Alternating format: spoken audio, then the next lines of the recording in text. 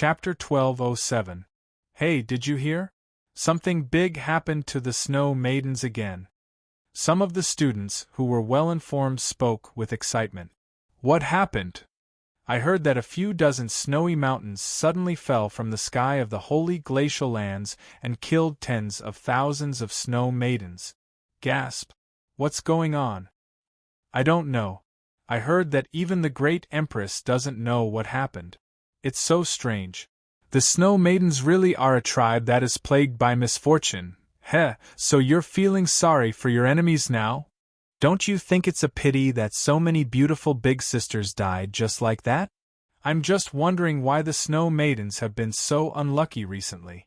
It's bad enough that they lost their homes, but now they're half dead from being smashed by a snowy mountain from their home. Unlin fell into deep thought as he listened to his classmates' discussions. Throwing snowy mountains at Snow Maidens?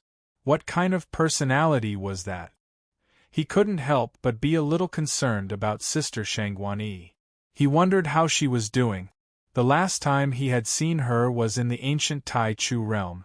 At that time, her hair had already become white, and her eyes had also become golden, giving off a very similar feeling to High Priestess Mengji.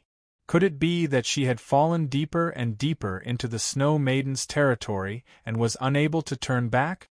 I have to find a chance to visit Shangguan-yi with the Snow Maidens in the future.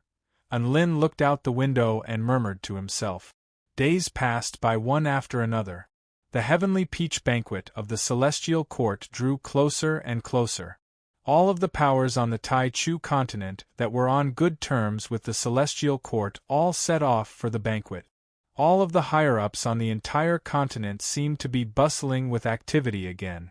Unlin was still leisurely attending classes at the university. After being forcefully surrounded by his juniors for a while, the situation finally eased a little. He was no longer being chased and intercepted when he went out, and the atmosphere was a lot more relaxed than before.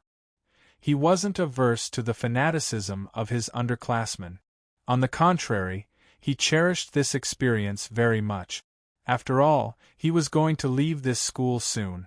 After graduation, the days of being worshipped and admired by all of the students would most likely be gone forever. In the future, he might be able to reach the heights of the Celestial Court's god of war, Erlangshun. What's more, he might even reach the heights of the Celestial Court's 5 emperors.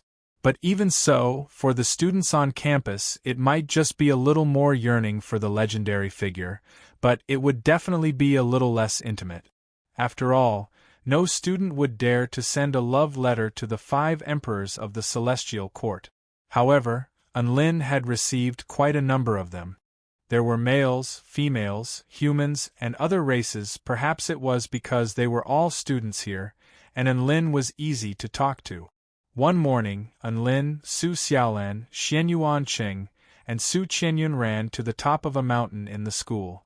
They looked at the scenery of the school from afar, sipped tea, and discussed Tao. Xianyuan Qing looked up at the rising sun in the distance with his bright eyes, and he heaved a faint sigh. We're like the rising sun in the east. We're full of vigor and vitality, but we're not at our most dazzling moment yet. Su Qianyun seemed to have sensed something, and a yearning smile appeared on her face. Perhaps I'll also be able to become a bright moon in the sky like Big Sister Chang-yi and become the most dazzling being in the darkness of the night. Oi, Su Qianyun, don't forget that there's only one moon in the world. Are you trying to steal Chang-yi's job?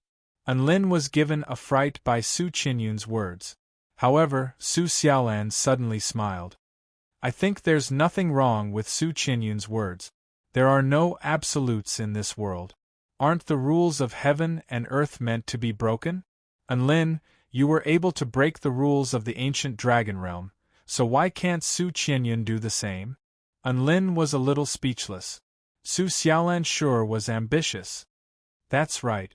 As long as you're powerful enough, you'll be able to break through all obstacles. A hint of determination flashed through Xianyuan Cheng's eyes, and he clearly agreed with Su Xiaolan's words. However, Su Qianyun immediately waved her hand.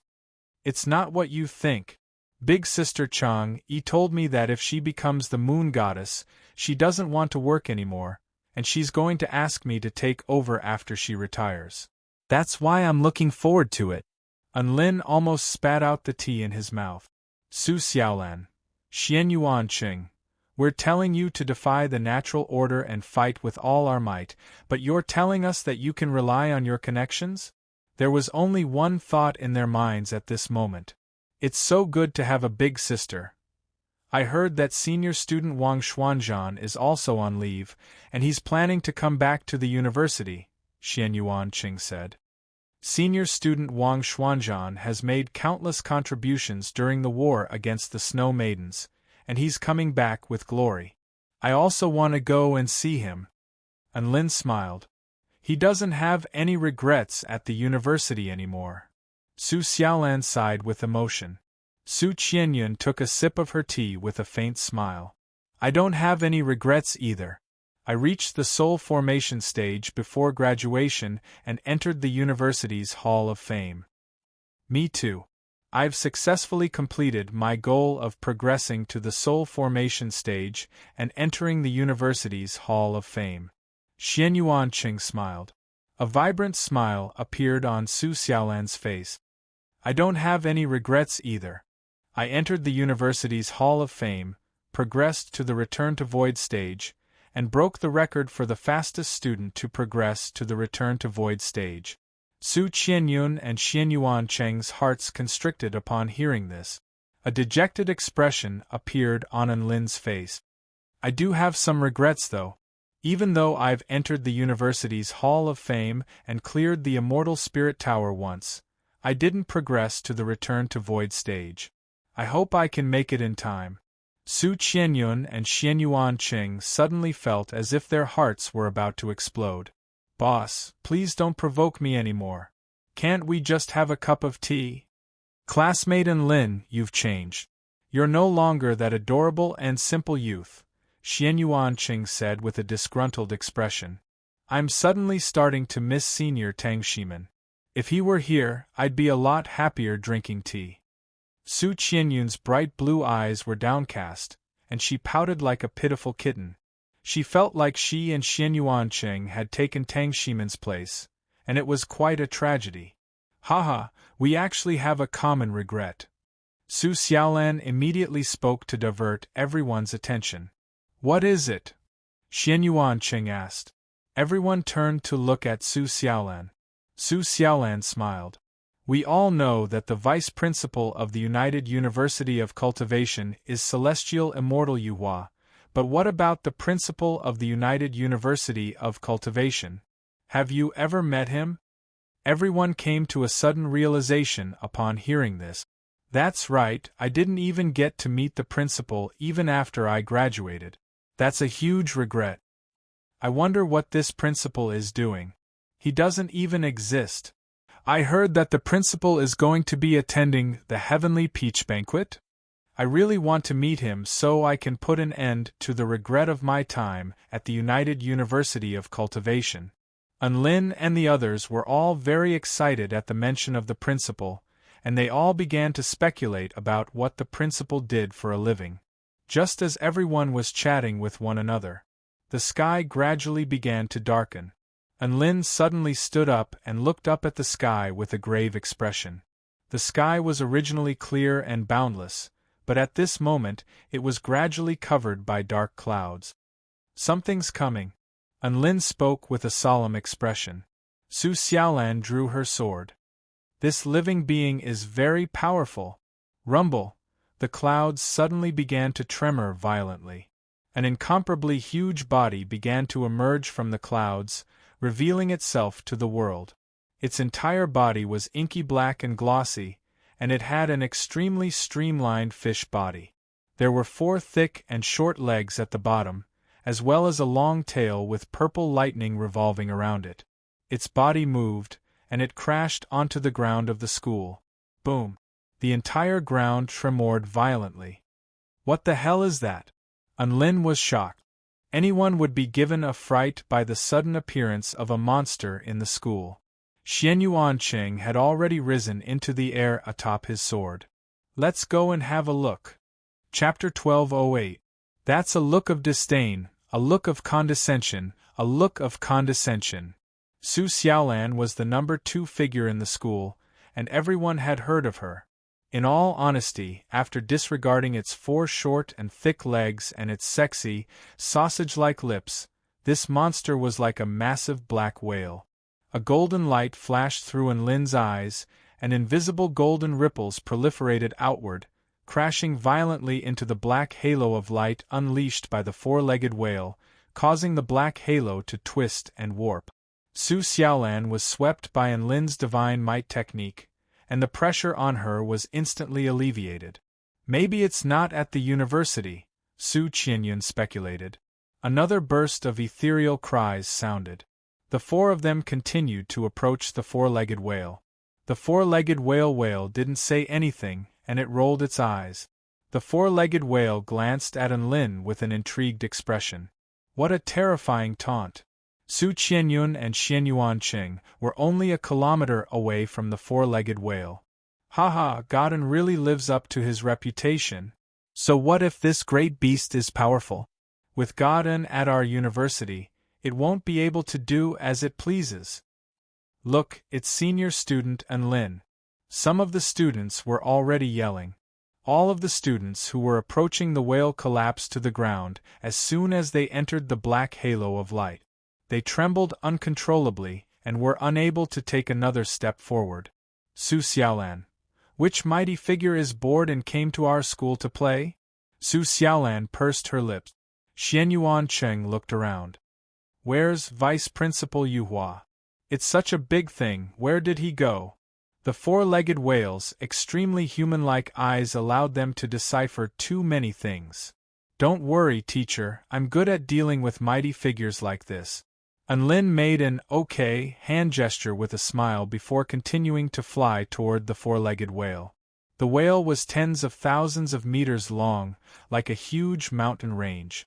As for Xianyuan Cheng and Su Qianyun, they were the most handsome and the most beautiful girls in the school.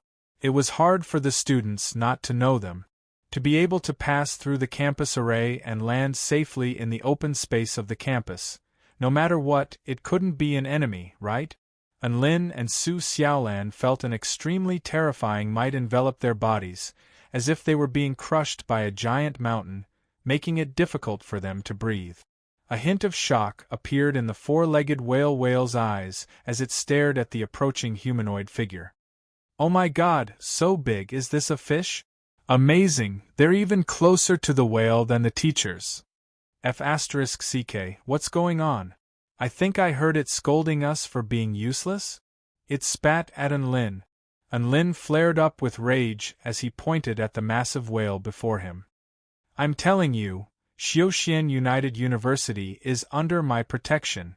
No matter who you are, don't even think about doing anything you want here.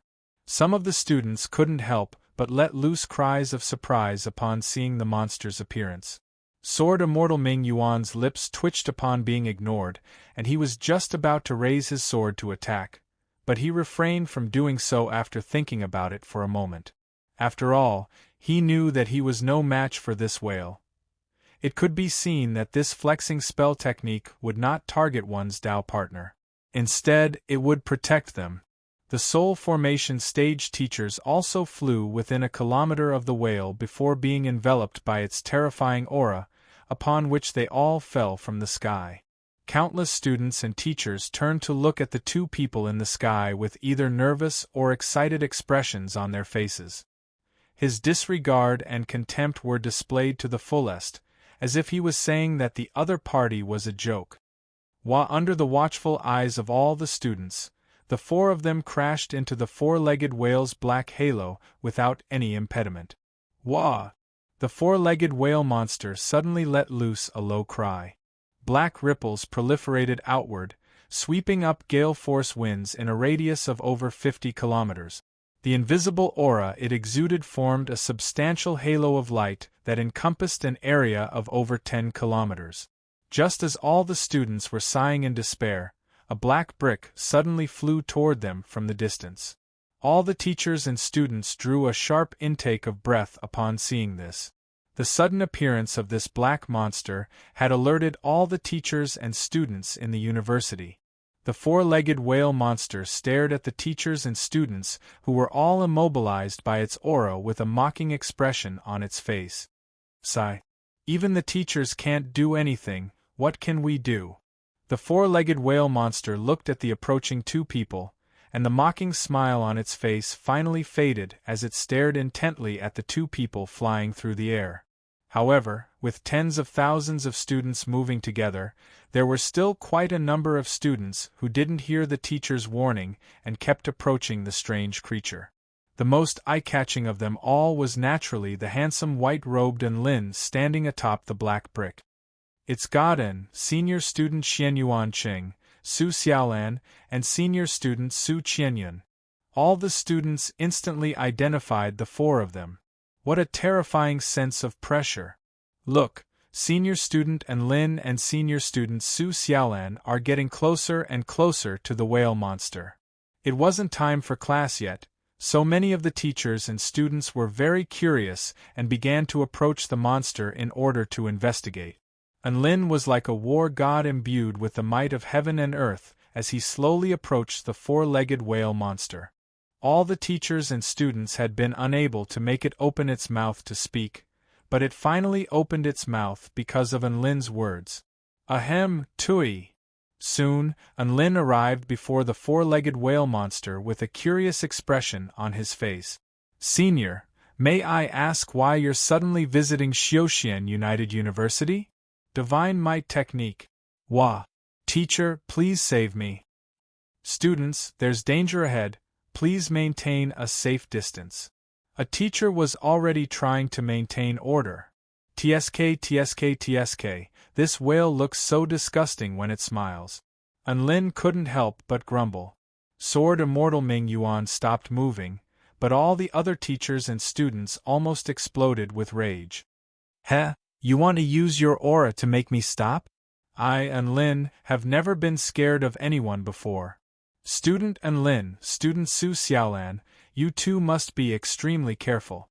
Don't provoke this ferocious beast of unknown origin.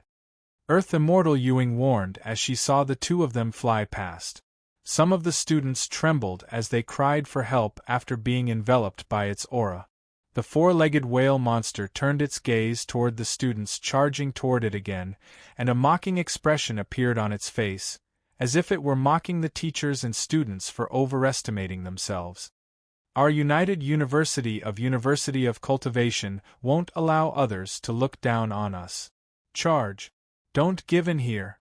My God, this is blatant mockery. What a disgusting stare. Who's going to teach this monster a lesson? It's looking at us like we're stupid C***NTS. It's clearly calling us stupid C***NTS. As they drew closer and closer, the pressure they were under became more and more intense. It was as if they were facing a massive primordial beast, and even breathing was becoming extremely difficult. Who are you? Why are you trespassing on Xiaoxian United University? Sword Immortal Ming Yuan stepped through the air and hovered in midair as he glared at the four-legged whale monster.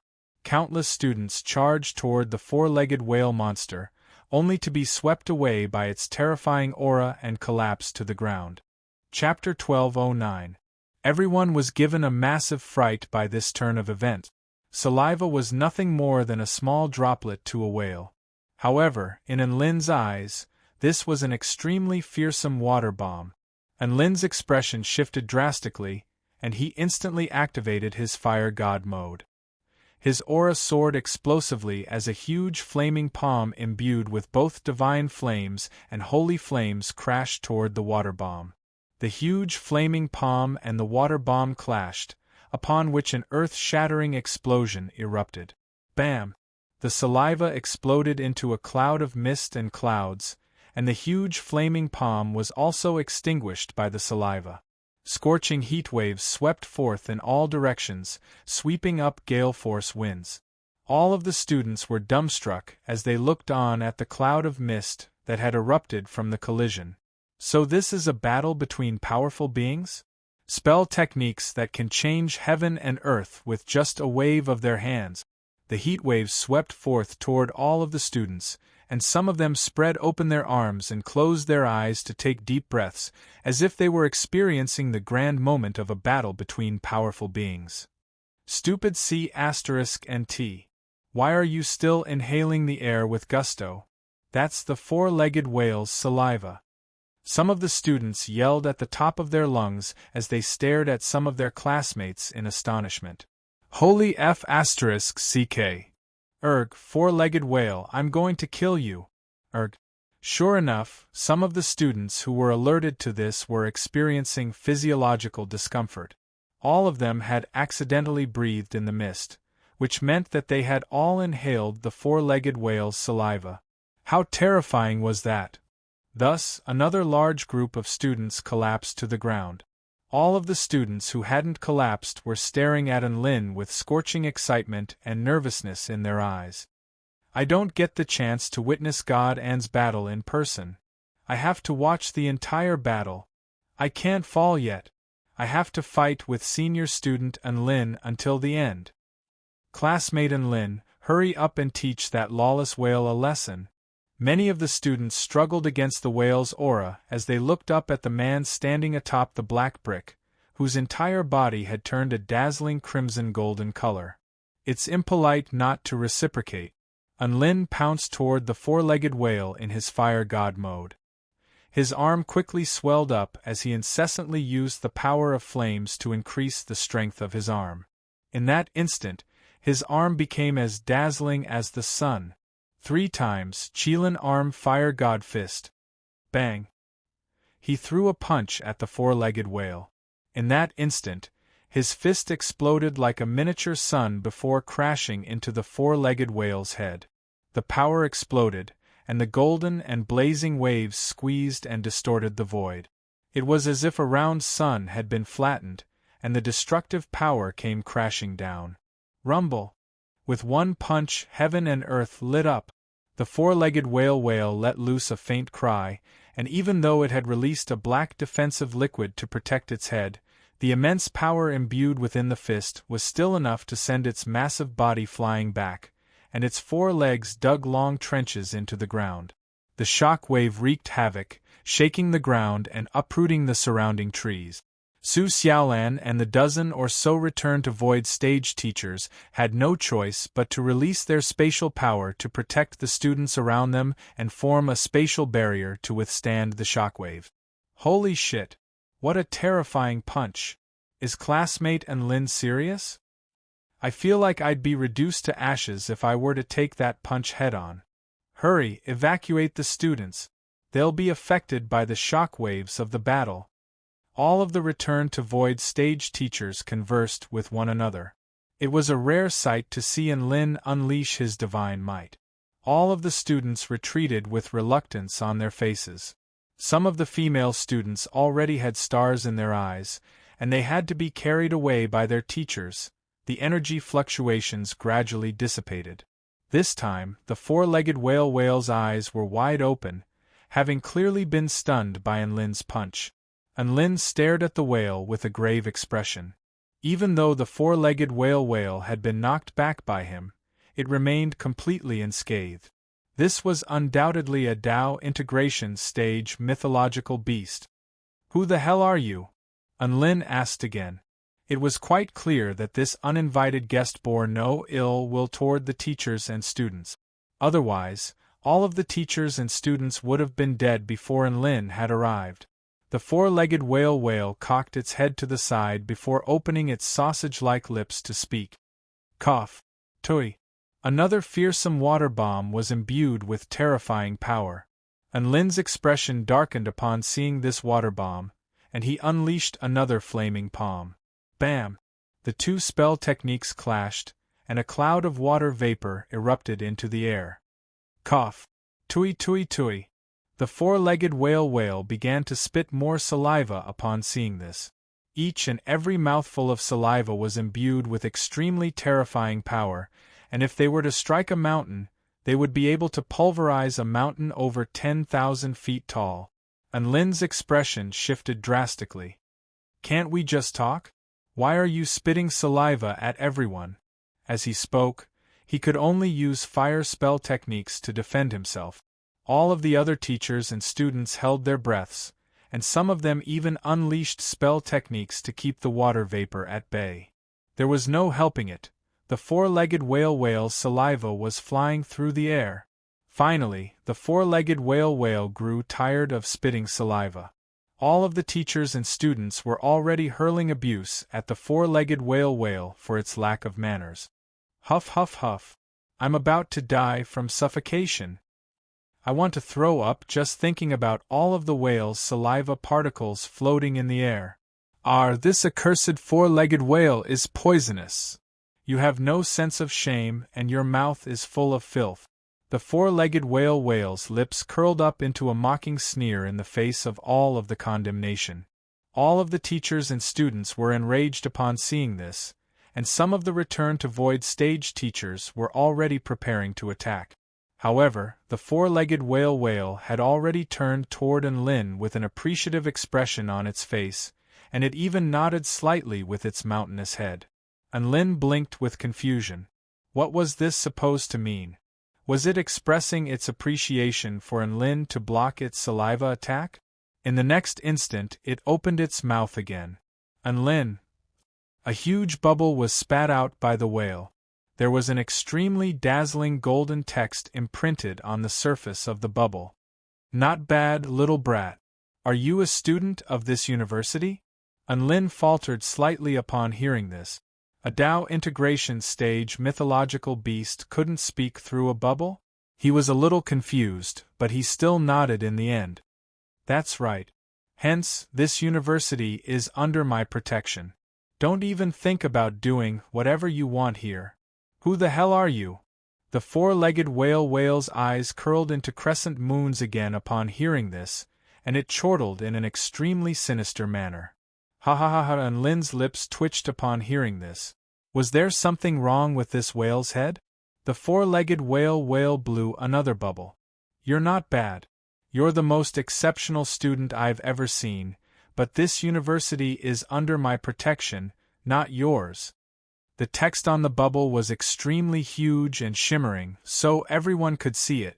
All of the teachers and students erupted into a frenzy upon seeing the text on the bubble. Tui! What a shameless monster! How could it say something like that? Protect my *s. Is pouring saliva into our mouths what it means by protect?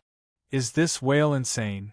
All of the teachers and students had extremely bad impressions of this four-legged whale, and some of them were already cursing at it. Lin's heart jolted with shock upon seeing this. Could this four-legged whale be a mythological beast that protected the university? Every sect had their own mythological beast. The four-legged whale was a little ugly, but it was still a passable mythological beast. The four-legged whale blew another bubble. This time, the golden text on the bubble again. Dear teachers and students, I am your principal, Wang Xianyu. Chapter 12:10. Dear teachers and students, I am your principal, Wang Xianyu. The shimmering golden words on the bubble were extremely eye-catching. Whoosh! Everyone suddenly fell silent. All of the teachers and students stared blankly at the shimmering golden words in the sky and fell into silence. Some of the teachers were so startled that they lost their balance on their flying swords and plummeted from the sky. Rather than calling this a shocking scene, it was more of a frightening one. This gigantic spitting whale with its sexy lips and four short legs, the whale that countless teachers and students despised and ridiculed, was claiming to be their principal? The mysterious principal that had never shown his face before? No, that's impossible. I refuse to accept this. How could my principal be a whale monster? And it's a spitting whale monster that forced us to eat its own saliva. Impossible. Countless teachers and students had a mental breakdown, and some of them realized something. Our principal is clearly a handsome man. I've seen him in the Hall of Fame, so how could he be a whale? That's right. How dare this shameless whale impersonate Principal Wang Xianyu? This is definitely a shameless prank. I've seen the principal 100 years ago. He was a graceful and refined gentleman, and he was indeed not like this. Many of the teachers and students became extremely agitated upon hearing this. They were unable to accept that the four-legged whale was their principal, and they listed a series of facts to refute the whale's claims. The whale pursed its lips in a very human-like manner before blowing another bubble. I am Wang Xianyu, and I've only become like this due to some special circumstances. Otherwise, why do you think I was able to safely descend upon this place without being obstructed by the school's spell formation? Shimmering golden words began to appear. However, the result was very tragic. No one believed the whale monster's words. All of a sudden, Vice Principal Yuhua arrived with the celestial Dharch in a white imperial robe beside him. Principal, I've summoned the celestial Dharch. He might have a way to treat you.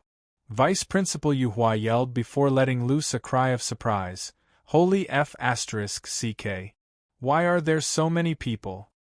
The four-legged whale blew a bubble in resignation. I want to go back to school to take a look, but I'm too big, and I've attracted a lot of curious onlookers. Vice Principal Yuhua was enlightened. I see.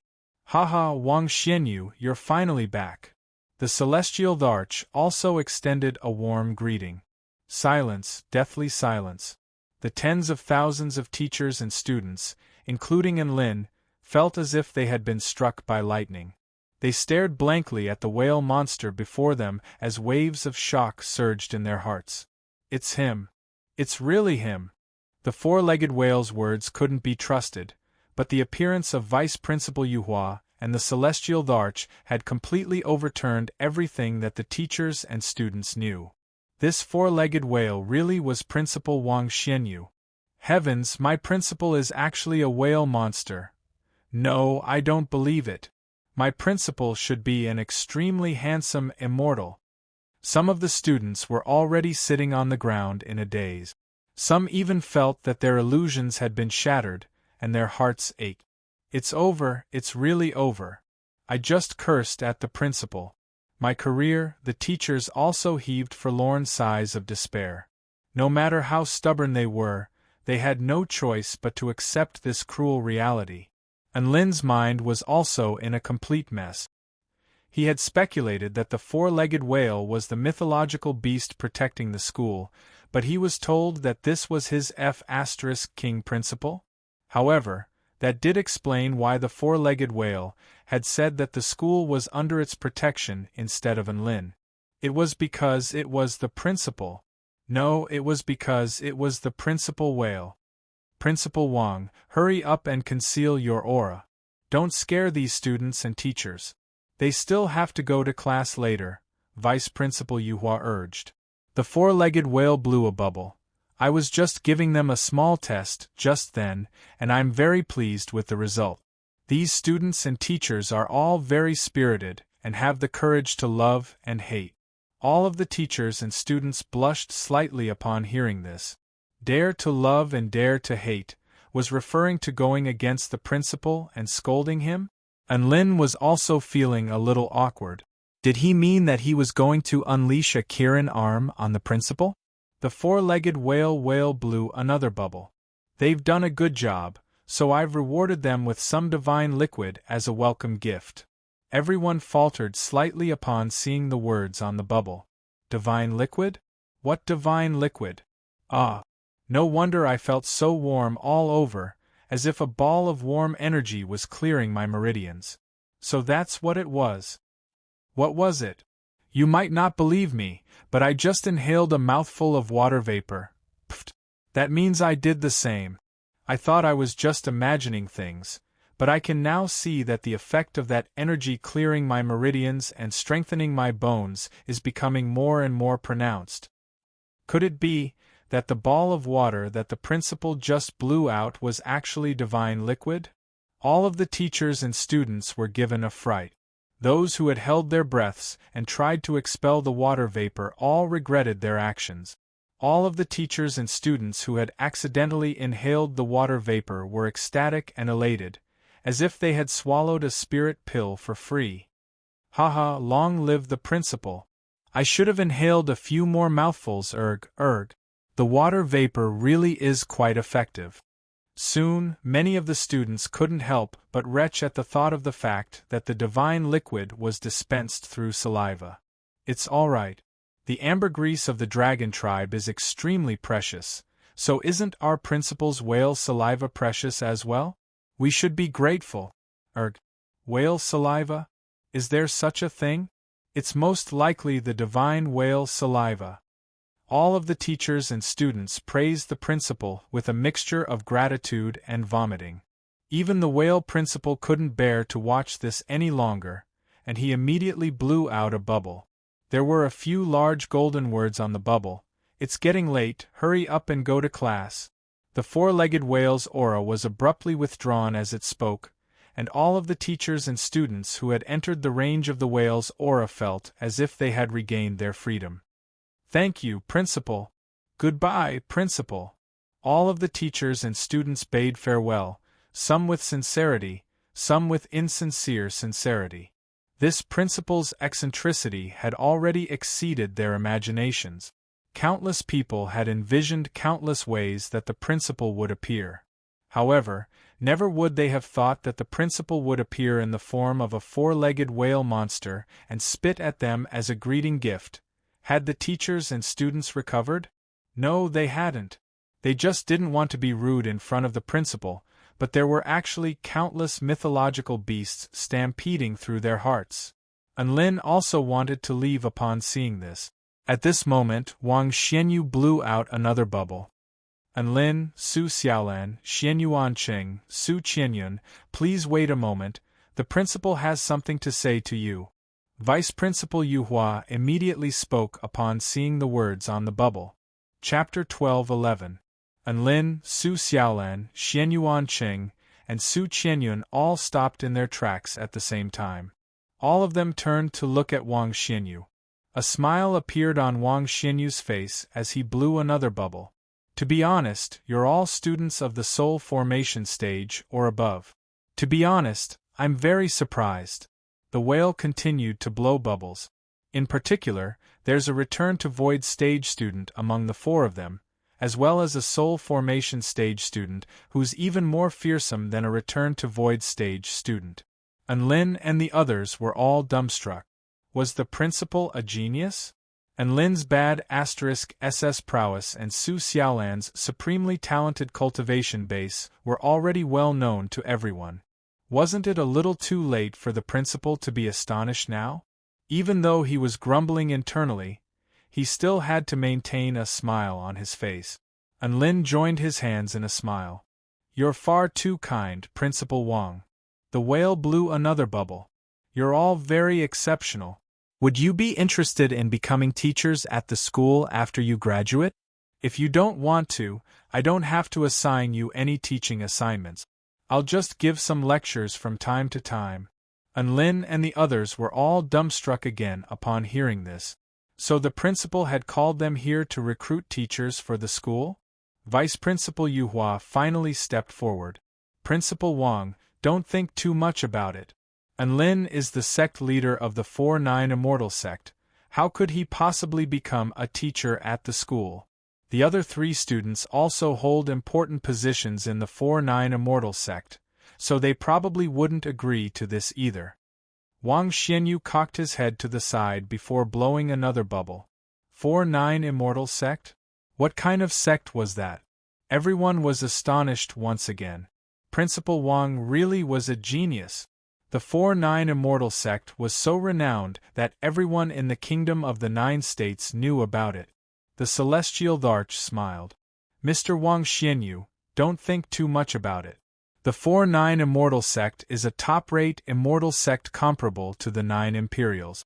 Anlin and the other three students are the founders of the sect, so they won't become teachers at the school. Wang Xianyu finally understood, and his massive body shuddered violently. He stared at the four people before him with astonishment in his large, round eyes as he blew bubbles like crazy. Are these really students from the United University of Cultivation? Our teacher actually taught such outstanding students? Heavens, this is unbelievable! The celestial Dharch.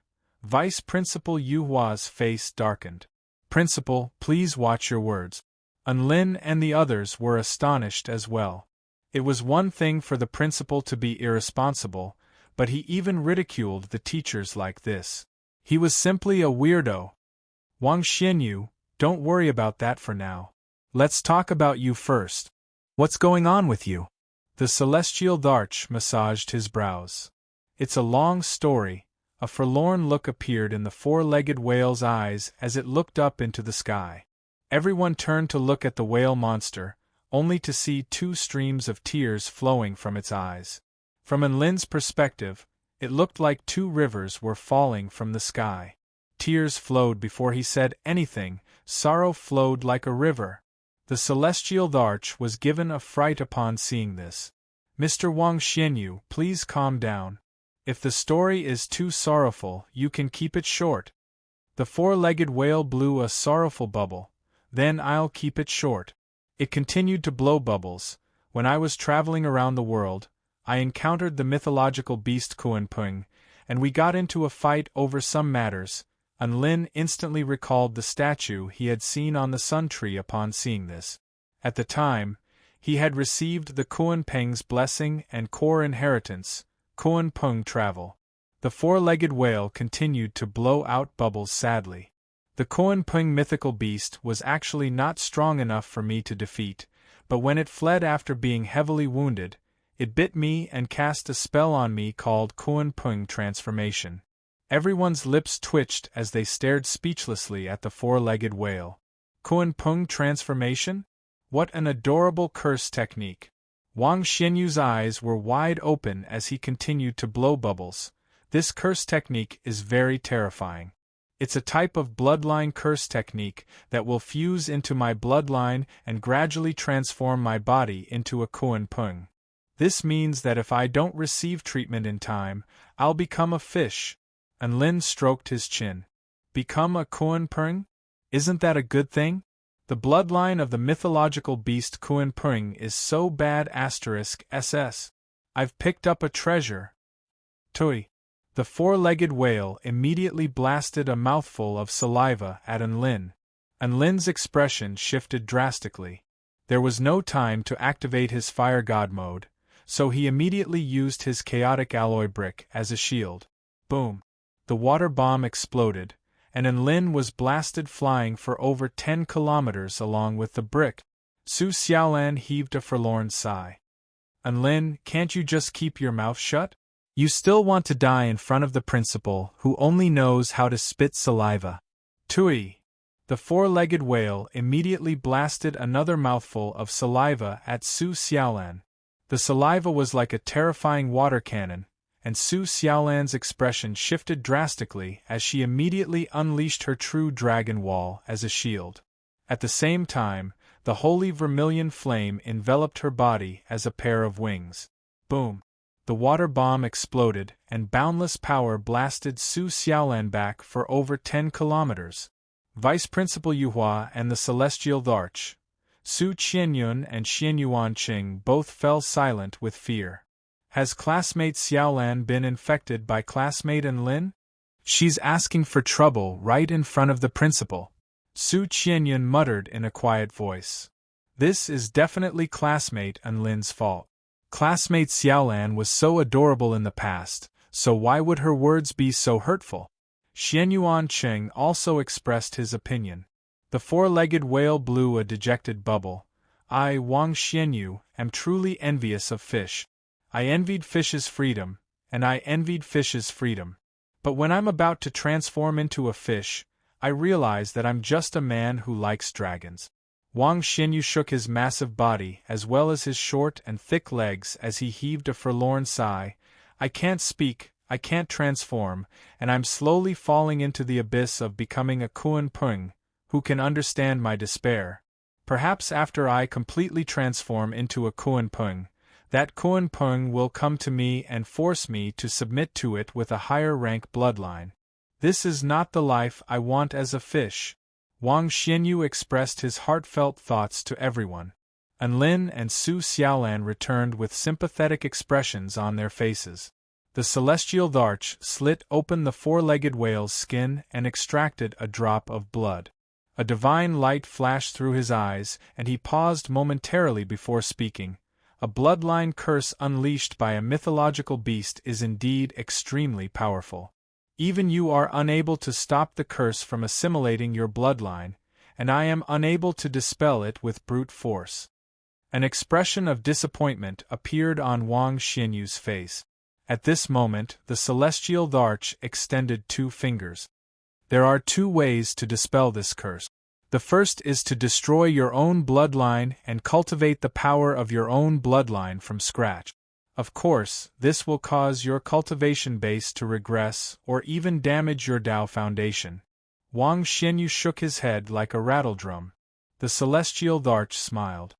Then we'll use the second method. We'll find a mighty figure to refine a high-rank blood differentiation divine pill to completely remove the Kuan Prung bloodline that's trying to assimilate your body. Wang Xianyu faltered upon hearing this, and his eyes lit up before gradually dimming as he blew out bubbles. High-rank divine pills are so expensive. I don't have any money. His eyes suddenly lit up as he turned toward the celestial Dharch as he spoke. However, he didn't get a chance to blow out any bubbles. Ha ha! I suddenly remember that I still have some important matters to attend to during the Heavenly Peach Banquet. I'll be taking my leave now, Mr. Wang Xianyu. The celestial Dharch tore open a spatial rift and disappeared on the spot as he spoke. The entire place suddenly became very quiet. Only a few gusts of cold wind blew past. Wang Xianyu turned toward Vice Principal Yuhua. Vice Principal Yuhua shuddered. Principal, you know what I'm capable of. Wang Xianyu turned toward Enlin and the others with a pitiable expression. Enlin, Su Xiaolan, Xianyuan Qing, and Su Qianyun. Chapter 12:12. Principal, why are you looking at us like that? We're just ordinary students. Enlin's expression darkened. None of them were idiots, and they immediately realized what the principal was trying to do after seeing the celestial Dharch run away. The poor principal didn't have the money to hire pill refinement masters, so he was targeting his adorable students. The four-legged whale smiled and blew bubbles. You're not an ordinary student. You're the sect leader of the 4-9 Immortal sect, a sect comparable to the 9 Imperials, so you must be very rich, right? Enlin, the four-legged whale blew bubbles. I'll get straight to the point. I want to borrow money. Don't worry, I'll give you a very high interest rate so I won't mistreat you. Furthermore, I won't be borrowing too much money. Then how much do you need, Principal? Enlin asked. If the principal really didn't need much money, then Enlin could consider doing the principal a favor. The four-legged whale blew bubbles. High-rank blood differentiation divine pills require around 300 million. I have 10 million right now, so you only need to lend me 290 million. Enlin, Su Xiaolan, Xianyuan Qing, and Su Qianyun. Oh, I think we have classes this morning, right? Enlin suddenly asked. That's right, we'll be late if we don't get there now. Su Xiaolan chimed in. Xianyuan Qing spoke with a solemn expression. As the class president, I have the responsibility to remind you that we're already skipping classes. This is a very serious situation. Su Qianyun spoke in her mellow voice. Then let's go. We don't want to be scolded by the teachers. Everyone hit it off and began to fly toward the classroom without looking back. The four-legged whale blew bubbles relentlessly to urge them to stay, but they didn't even look at the bubbles. All it could see were 4 determined, studious figures: Vice Principal Yuhua. Wang Xianyu. Vice Principal Yuhua sighed with emotion. How could we, as principals, keep such a passionate student? Vice Principal Yuhua said. Wang Xianyu blew bubbles with a dejected expression. What should I do? Am I really going to become a fish? That won't happen. There's always a way out. We'll think of another way. Vice Principal Yuhua comforted him gently. Wang Xianyu looked at Celestial Immortal Yuhua with a loving expression. He blew bubbles from his mouth and said, I'm so sad. I really want to cry. In this cold and emotionless world, only you, Yuhua, can give me a hint of warmth. Let's go borrow some money together. Vice Principal Yuhua, Unlin and the other three returned to the classroom. One of their biggest regrets in school was finally gone. They saw the mysterious principal who had never shown his face. There were no more regrets. But to be honest, he wasn't very satisfied. Instead, he felt rather complicated. This principal always felt that the handsome and elegant man in her imagination was more comfortable and beautiful. Sometimes, beauty without regrets was better than having one's imagination shattered. Anlin and Su Xiaolan sat in the classroom, and they were still in a daze. As for the rest of the students, some of them had even started to daydream about something. They were most likely feeling the same way as Anlin and the others. Anlin, why do you think our principal was able to become the principal? Su Xiaolan rested her chin on her hand and looked at the lectern with her bright eyes as she conversed with the man beside her. Anlin knew what Su Xiaolan was confused about. A principal who liked to spit saliva, spit bubbles when he spoke, and wouldn't even let his students off the hook when he borrowed money. This was a far cry from the handsome and steady image that they had imagined. Perhaps his personality has changed due to the effects of the bloodline curse. When the principal finds a way to revert back to his handsome self, everything will get better, Anlin comforted. Su Xiaolan pouted and didn't respond. The Heavenly Peach Banquet is about to take place, so our sect should prepare a gift for the Celestial Court, Anlin suddenly said after a moment of thought. Even though the Celestial Court doesn't rely on the Heavenly Peach Banquet to earn money, we still have to prepare a proper gift. Su Xiaolan nodded in agreement. Our sect is still repairing battleships, so we don't even have 10 million RMB in circulation. We're extremely poor. As for spirit pills and spirit tools, we don't have much to give to our disciples, so what should we give them? Anlin wore a concerned expression. Su Xiaolan raised an eyebrow with a faint smile. How about we give them a top-notch dish? I don't think the Celestial Dharch and Celestial Empress have tasted our frying pan dishes. Anlin's eyes lit up, and he clapped his hands together. Xiaolan, you know me so well. This is the kind of gift that saves money and expresses my sincerity. In the southeastern region of the Kingdom of the Nine States, at the Dark Mine, a group of strangely dressed experts of all shapes and sizes were searching for something nearby. They were extremely powerful, and there were 55 of them, 5 of which were soul formation stage powerful beings, while the other 50 were spirit nurturing stage powerful beings.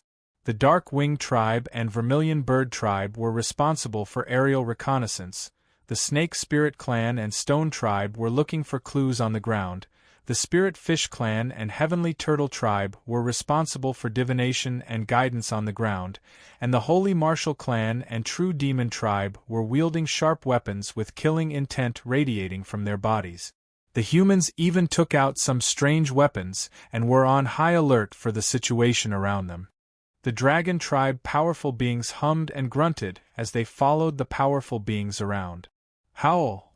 At this moment, an enraged roar erupted from nearby. A lizard dragon mutant beast constructed from inky black ore crystals suddenly appeared, and its powerful soul formation final stage aura erupted forth as countless lightning crystals hovered in the air. This was its domain. The Mine Guardian beast has appeared, so the Dark Essence Mine should be nearby. The Dark Wing Tribe soul formation stage powerful being spoke with excitement. We finally have a chance to complete our mission. Get into formation.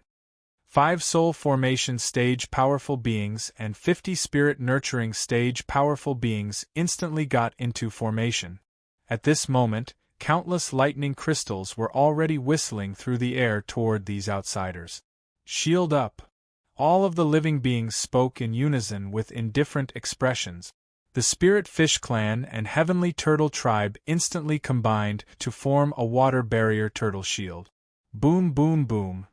The lightning crystals exploded upon colliding with the water barrier turtle shield, but the shield remained completely unscathed. The Mind Crystal Lizard Dragon's expression shifted, and it spread its wings in preparation to continue its attack. Demonic God Slaying Spear. A soul formation stage. True Demon Tribe Powerful Being roared. 10 true Demon Tribe powerful beings converged their demonic powers at the same time to materialize inky black demonic spears. The Holy Martial Clan powerful beings channeled the power of sharpness. The Dragon Tribe powerful beings channeled the power of lightning. All of a sudden, the demonic spears were so powerful that even the space around them began to tremor. Go! Whoosh! The demonic spears tore through the air like bolts of lightning before stabbing into the Mind Crystal Lizard Dragon's chest. A sharp ripping sound erupted, and the Mind Crystal Lizard Dragon let loose a blood-curdling cry as the spears punctured its body, upon which destructive energy exploded forth. Boom! The Soul Formation Final Stage Mind Crystal Lizard Dragon had been insta-killed. A powerful human connected a voice transmission talisman. Spokesperson Bai Ling, the second team of the Divine Mirror Enforcement Team, has slain the Mind Guardian Beast and is preparing to search for the Dark Essence Mine. A capable female voice sounded from the other side of the voice transmission talisman. Very good. I look forward to your mission. That's right, this was a team with perfect teamwork.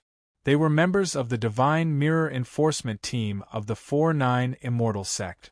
They were currently searching for a core material required to modify the Starfire battleship, the Dark Essence Mine.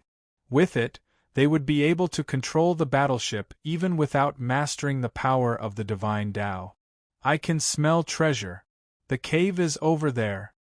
A Dragon Tribe powerful being who was extremely sensitive to treasures flew toward a certain cave. The rest of the team immediately followed behind him. After entering the cave, they were greeted by the sight of an inky black boulder. There was nothing above the boulder aside from an indistinct layer of black crystalline light, as if it had been severed by some kind of power. The Dragon Tribe powerful being's expression shifted drastically. Crap! Someone beat us to it. Who was it? The True Demon Tribe powerful being flared up with rage. A Snake Spirit Clan female stuck out her tongue before suddenly flying out of the cave. The enemy hasn't gotten far. Come with me.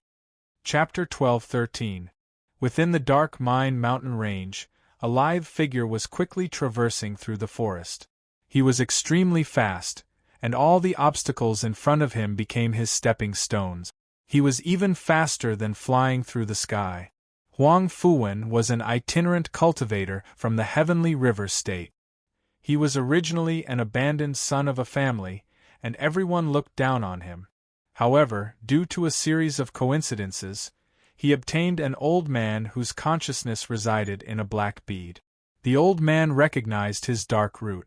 As long as he could adjust the dark energy within his body, his cultivation base would improve by leaps and bounds.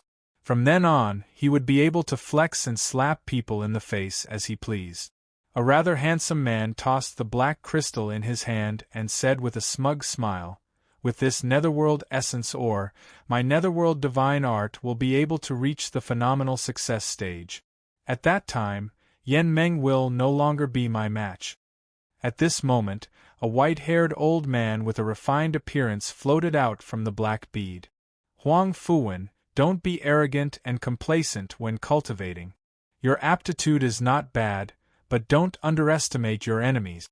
Only with a humble and unyielding heart will you be able to ascend to the great Tao. Huang Fuwen's expression was still as carefree as ever.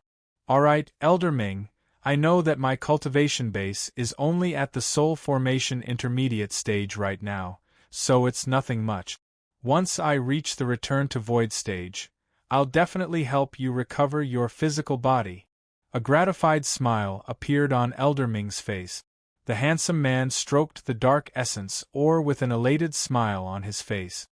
I was initially a little helpless against that soul formation pinnacle stage or crystal lizard dragon, but who would have thought that another group of people would suddenly appear? It feels really good to be able to reap the benefits of a third party. They're not simple. Let's hurry up and run after taking advantage of them, Elder Ming said lightly. Even though he said that, he didn't care at all. An enraged roar suddenly sounded in the sky. Roar. Thief, hand over the dark essence, and I'll spare your life. A soul formation stage horned dragon flew through the sky. There were also a few humans on its head, and they all held strange instruments in their hand. That's right, the dark essence is in his hands. One powerful being after another appeared in the distance and chased after Huang Fuwen relentlessly. But that dark essence was clearly formed from a mine and has no owner. How can you say it belongs to you? This is daylight robbery. Huang Fuwen yelled. These words infuriated the group of experts. I was in charge of fighting the boss, but you stole the boss's treasure, and now you're slandering us for robbing? What a joke. Since that's the case, don't blame me for being impolite. The dragon in the sky roared. Bolts of lightning began to fall. Huang Fu Shuahua used his agile movement techniques to evade the oncoming attack. He stowed the dark essence into his storage ring with a dark expression on his face. Who would have thought that they would be able to track my aura? Looks like this isn't going to end well. At that moment, the 5 experts in the divine transformation realm who had arrived first launched an attack on him. Huang Fuwen dodged the attacks with great difficulty. Put down the nether essence and we can let you go. The giant dragon's voice was like thunder. You forced my hand. Don't blame me for being ruthless. Huang Fuwen roared. His body transformed into a black shadow as he pounced toward the giant dragon in the sky. What? The giant dragon did not expect the other party to be able to counterattack and began to dodge in panic. However, once Huang Fuwen decided to attack, he would go all out. His might was as swift as lightning. Die. The power of the dark root completely erupted. At the same time, his hands were like sabers that contained a terrifying saber intent. Although Huang Fuwen had only recently advanced to the soul formation intermediate stage, the power he could unleash for a short period of time was comparable to that of a soul formation final stage cultivator. A pitch-black saber projection flashed past, and the soul formation stage giant dragon was sliced in half. Howl! The giant dragon let out an anguished wail before crashing into the ground, lifeless. Brother Su Li. The Dark Wing tribe powerful being flared up in rage. They only wanted to take back the dark essence but they did not expect their opponent to kill them. Anyone who dares to stand in my way shall die. Huang Fuwen stood majestically in the sky as he spoke arrogantly.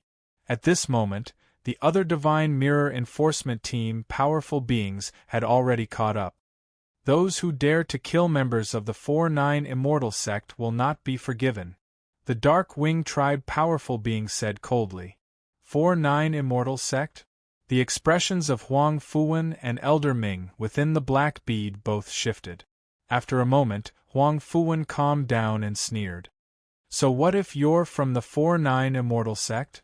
I, Huang Fuwen, will never submit to any power. If you want to fight, then let's fight. Get into formation, the Divine Mirror Enforcement Team roared. The battle erupted in an instant. The explosions of spell techniques razed the ground within a radius of 5 kilometers to the ground. The spell formation formed by the Spirit Nurturing Stage and Soul Formation Stage powerful beings was powerful enough to insta-kill a Soul Formation Final Stage Cultivator. No matter how powerful Huang Fuwen was, he would not be able to withstand it. Soon, Huang Fuwen collapsed to the ground with disheveled hair. Elder Ming, he yelled. Suddenly, the white-haired old man flew out and entered Huang Fuwen's body. Boom! An extremely terrifying aura began to emanate from his body. Huang Fuwen's aura climbed steadily. Soul Formation Pinnacle Stage, Return to Void Stage, Return to Void Initial Stage. The expressions of the powerful beings of the Divine Mirror Enforcement Team all changed drastically. A heavenly turtle tribe powerful being immediately sent a distress signal to the 4-9 Immortal Sect. Huang Fuwen had already stood up again, and he glowered at the Divine Mirror Enforcement Team members before him. How dare you force me to expend Elder Ming's power again? All of you deserve to die. For 9 immortal sect, I, Huang Fuwen, will remember this. I swear that I will raise your sect to the ground in the future. The expressions of all the Divine Mirror Enforcement team members changed drastically. A female couldn't help but let loose a cry of surprise. Is this B***starred insane?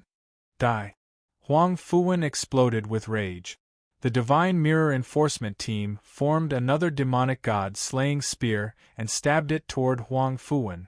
Huang Fuwen's expression remained unchanged, and a large ball of dark energy surged out from his body. The divine spear, which was powerful enough to insta-kill a soul formation final stage cultivator, was instantly engulfed and disintegrated by the dark energy. All of you die. Huang Fuwen spread his hands open, and a black dark energy instantly proliferated outward, enveloping an area of over a kilometer in radius and engulfing all the members of the Divine Mirror Enforcement team. After a few seconds, only one man remained standing in midair. That was Huang Fuwen. All the other living beings had been engulfed by the dark energy. He stood in midair and raised his proud and unyielding head. Who cares about the 4-9 immortal sect? In the vast heavens and the vast galaxy, I will ascend to the pinnacle. Xiaoxian United University. Anlin listened to Earth Immortal Tsang Qing's spittle flying as he lectured on the usage of spell techniques in battle. His voice transmission talisman suddenly lit up. Hello, Big Sister Bai, why did you suddenly call me? Did you miss me? Anlin asked with a smile. Shut up, I have something important to tell you, Bai Ling snapped. What is it? Anlin asked nervously. The second team of the Divine Mirror Enforcement team was harvesting the Dark Essence or when the crystal was stolen. They were all killed by the enemy during the pursuit, Bai Ling replied. Anlin. Chapter 12-14. To be able to annihilate the second team of the Divine Mirror Enforcement Department, the culprit must at least be a return to Void stage mighty figure, right? Anlin was a little angry. A mighty return to Void stage mighty figure stole the Dark Essence or? And he even killed all the members of the Divine Mirror Enforcement Department. Bai Ling replied in a cold voice, I don't know what the culprit is thinking. However, I'm guessing that the culprit isn't a return to Void stage mighty figure. However, he's able to use some sort of mystic technique to forcibly raise his power level. Can you trace the culprit? Anlin asked coldly. One of the enforcement department members used a nano-level tracking device on the culprit before he died. Currently, we've found out that the culprit has already moved to the Thunder State, Bai Ling replied. Anlin took a deep breath. No wonder you're telling me this. Isn't the Thunder State right below me? Alright, I'll accept this mission. The Thunder State was located at the center of the Kingdom of the Nine States, and the Celestial Court was floating in the air above the Thunder State. Bai Ling's tone became a lot more relaxed. Although the nano-level tracking device is extremely stealthy and can send signals without anyone noticing, it still has its flaws. For example, its accuracy isn't very high. I only know that he went to the Heavenly Treasure Pavilion in the Thunder State, but I can't pinpoint a specific life form. You'll have to go and find him yourself. If you can make a trip there and find the culprit, I won't send any other return to Void stage mighty figures. Anlin nodded. Don't worry, leave it to me. There was no time to lose.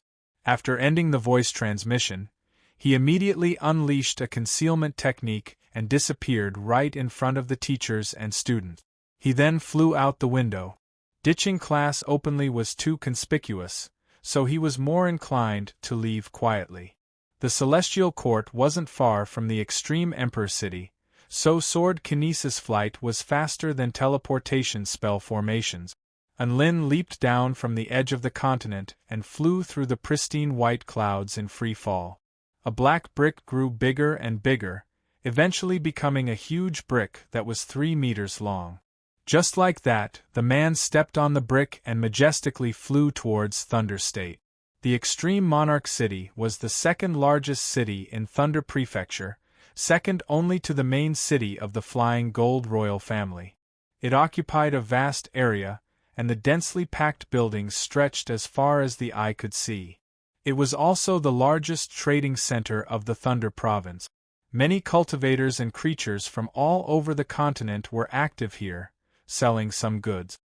The Heavenly Treasure Pavilion of the Huangji City. I remember that they often auction good things there, right? Don't tell me. That person wants to auction off the dark essence or? Unlin analyzed angrily. He had concealed his aura and altered his appearance slightly, so no one would be able to detect his true cultivation base unless they were at the Dao integration stage.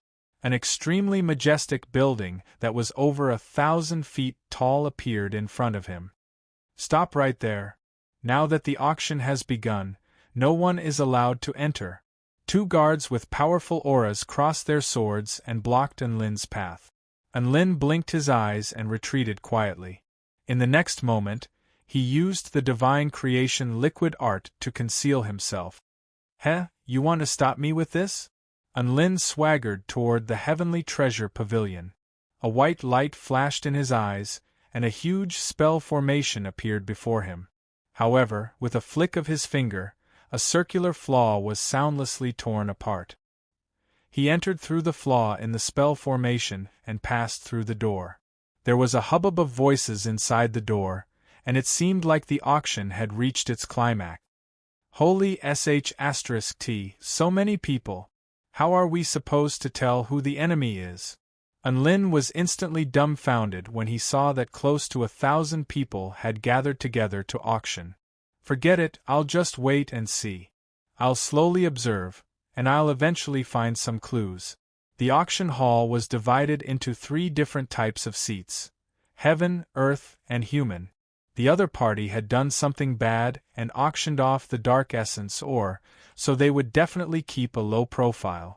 Perhaps they were just sitting in the ordinary seat. With this thought in mind, Enlin turned his gaze toward the human seats. At this moment, in the heavenly auction hall, Huang Fuwen was sitting upright in his chair, sipping his tea in small mouthfuls. He looked at the other heavenly auction hall cultivators with hostility in his eyes. Then, he started exchanging meaningful glances with the beautiful auctioneer. Competing with one's opponents for treasures, setting up traps for others, flirting with the beautiful auctioneer, and even going one step further. This was the true meaning of participating in an auction. Huang Fuwen sipped his tea as he gazed at the auction stage. The final auction item is the immortal rank treasure, the Dark Snow Heavenly Ice Root. It's the primary catalyst for me to absorb the Dark Essence Ore's energy. I must obtain it. If I can completely absorb the Dark Essence Ore's energy, I'll definitely be able to reach the Soul Formation Pinnacle stage. When that happens, even if the sect leader of the 4-9 Immortal Sect comes, I'll still be able to put up a fight with you, Elder Ming. Huang Fuwen's black bead flashed, and the elderly man's voice sounded. Don't underestimate your opponent. Your aptitude is extraordinarily high, and you're willing to fight. Even though you'll defeat Enlin sooner or later, now is not the time. Keep a low profile.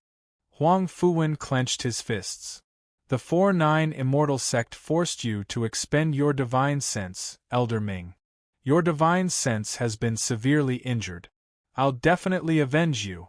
At this moment, Enlin was still searching for clues about the enemy, and his heart was filled with astonishment. The enemy's disguise was too good. All of the cultivators in the human tier seats felt extremely ordinary and ordinary.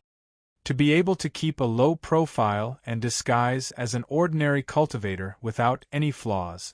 As expected, this is an extremely challenging enemy. Enlin couldn't help but sigh in admiration. After that, the auction continued. The mysterious enemy still didn't reveal anything. However, the cultivators in the heaven tier seats were 2F** King cocky. They were shouting bids at each other, and the bidding was in full swing.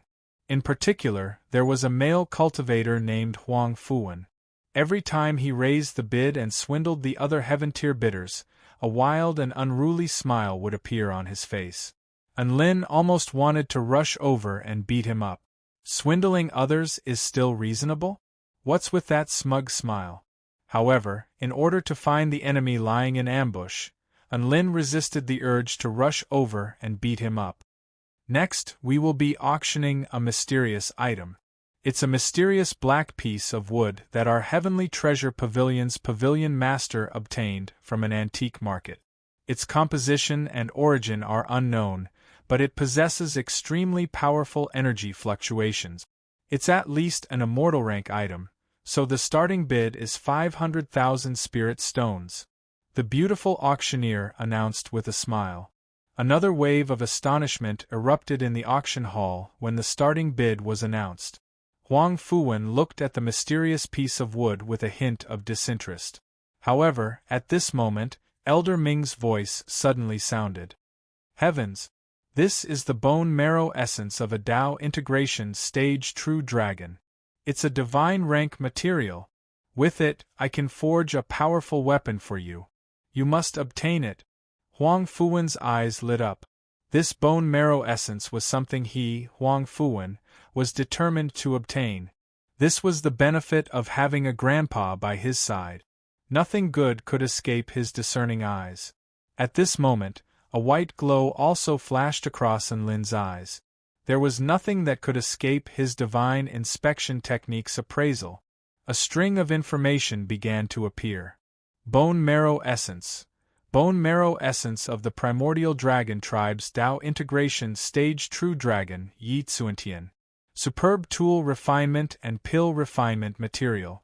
Has a certain chance of allowing one to comprehend the true intent of a Tao integration stage true dragon. Divine rank material. Enlin couldn't help but burst into laughter. Mysterious black piece of wood, this was clearly a bone. Ignorant people, he was determined to obtain this bone.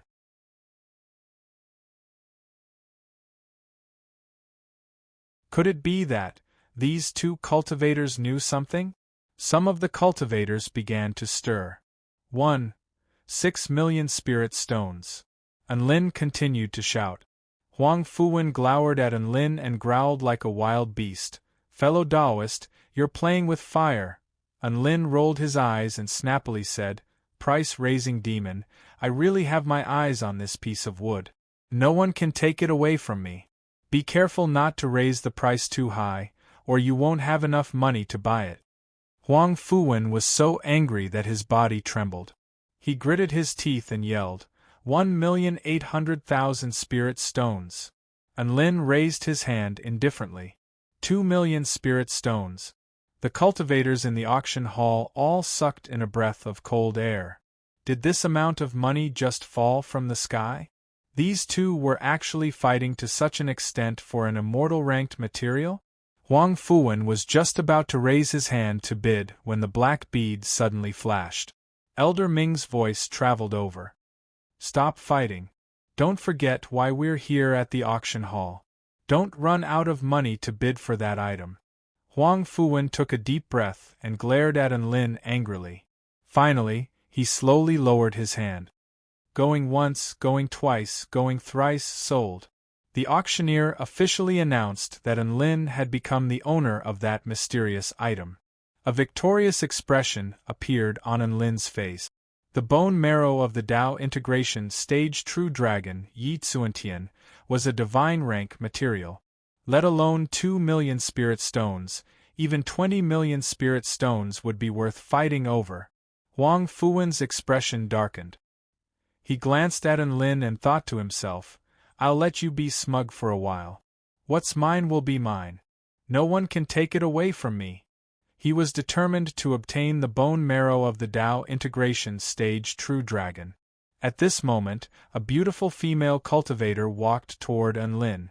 There was a faint smile on her face. Hello, the amount of money involved in your auction is quite large. May I ask if you can show us your assets? The Heavenly Treasure Pavilion needs to conduct further verification. Many cultivators started to look toward Enlin. Their faces were filled with schadenfreude. Huang Fuwen also became excited, and he looked at Enlin with a burning gaze. If Enlin was the type of person who maliciously raised the price and didn't have enough assets, then he wouldn't even know how he died in the Heavenly Treasure Pavilion. Enlin wasn't surprised, nor did he mind. He opened his storage ring and said calmly, "Take a look for yourself." The beautiful female cultivator cast her consciousness into Enlin's storage ring. Then, she was blinded by Enlin's mountain of spirit stones. Oh my God! The female cultivator stumbled a few steps back in shock. At the same time, she looked at Enlin with reverence. She hurriedly lowered her head and said, "I'm sorry, fellow cultivator. I've offended you before. Please accept my apologies." The gloating cultivators in the auction hall were all dumbfounded. What the F***ck? Did her attitude change so quickly? This was too real. Huang Fuwen's heart was in turmoil. He also looked at Enlin in shock. He knew why the female cultivator's attitude had changed so much. It was all because of the shocking wealth of this human-ranked cultivator. He's so rich, yet he's willing to sit in the human-ranked seats. Is this guy better at pretending to be weak than me? He ignored the changes in the expressions of the cultivators in the auction hall. Enlin merely waved his hand and said calmly, "It's all right.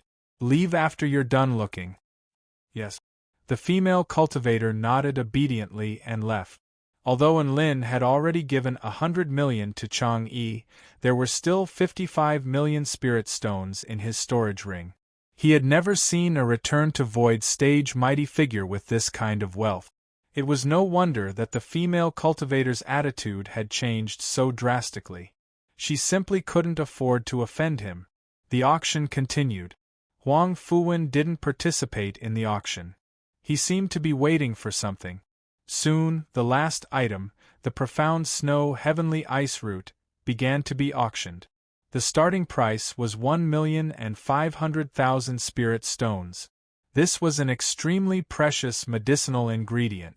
Its value was even higher than that of many high-rank immortal pills. Even so, there was still an endless stream of people bidding for it. The heaven-ranked cultivators were extremely fanatical about it, and they increased the price without any hesitation.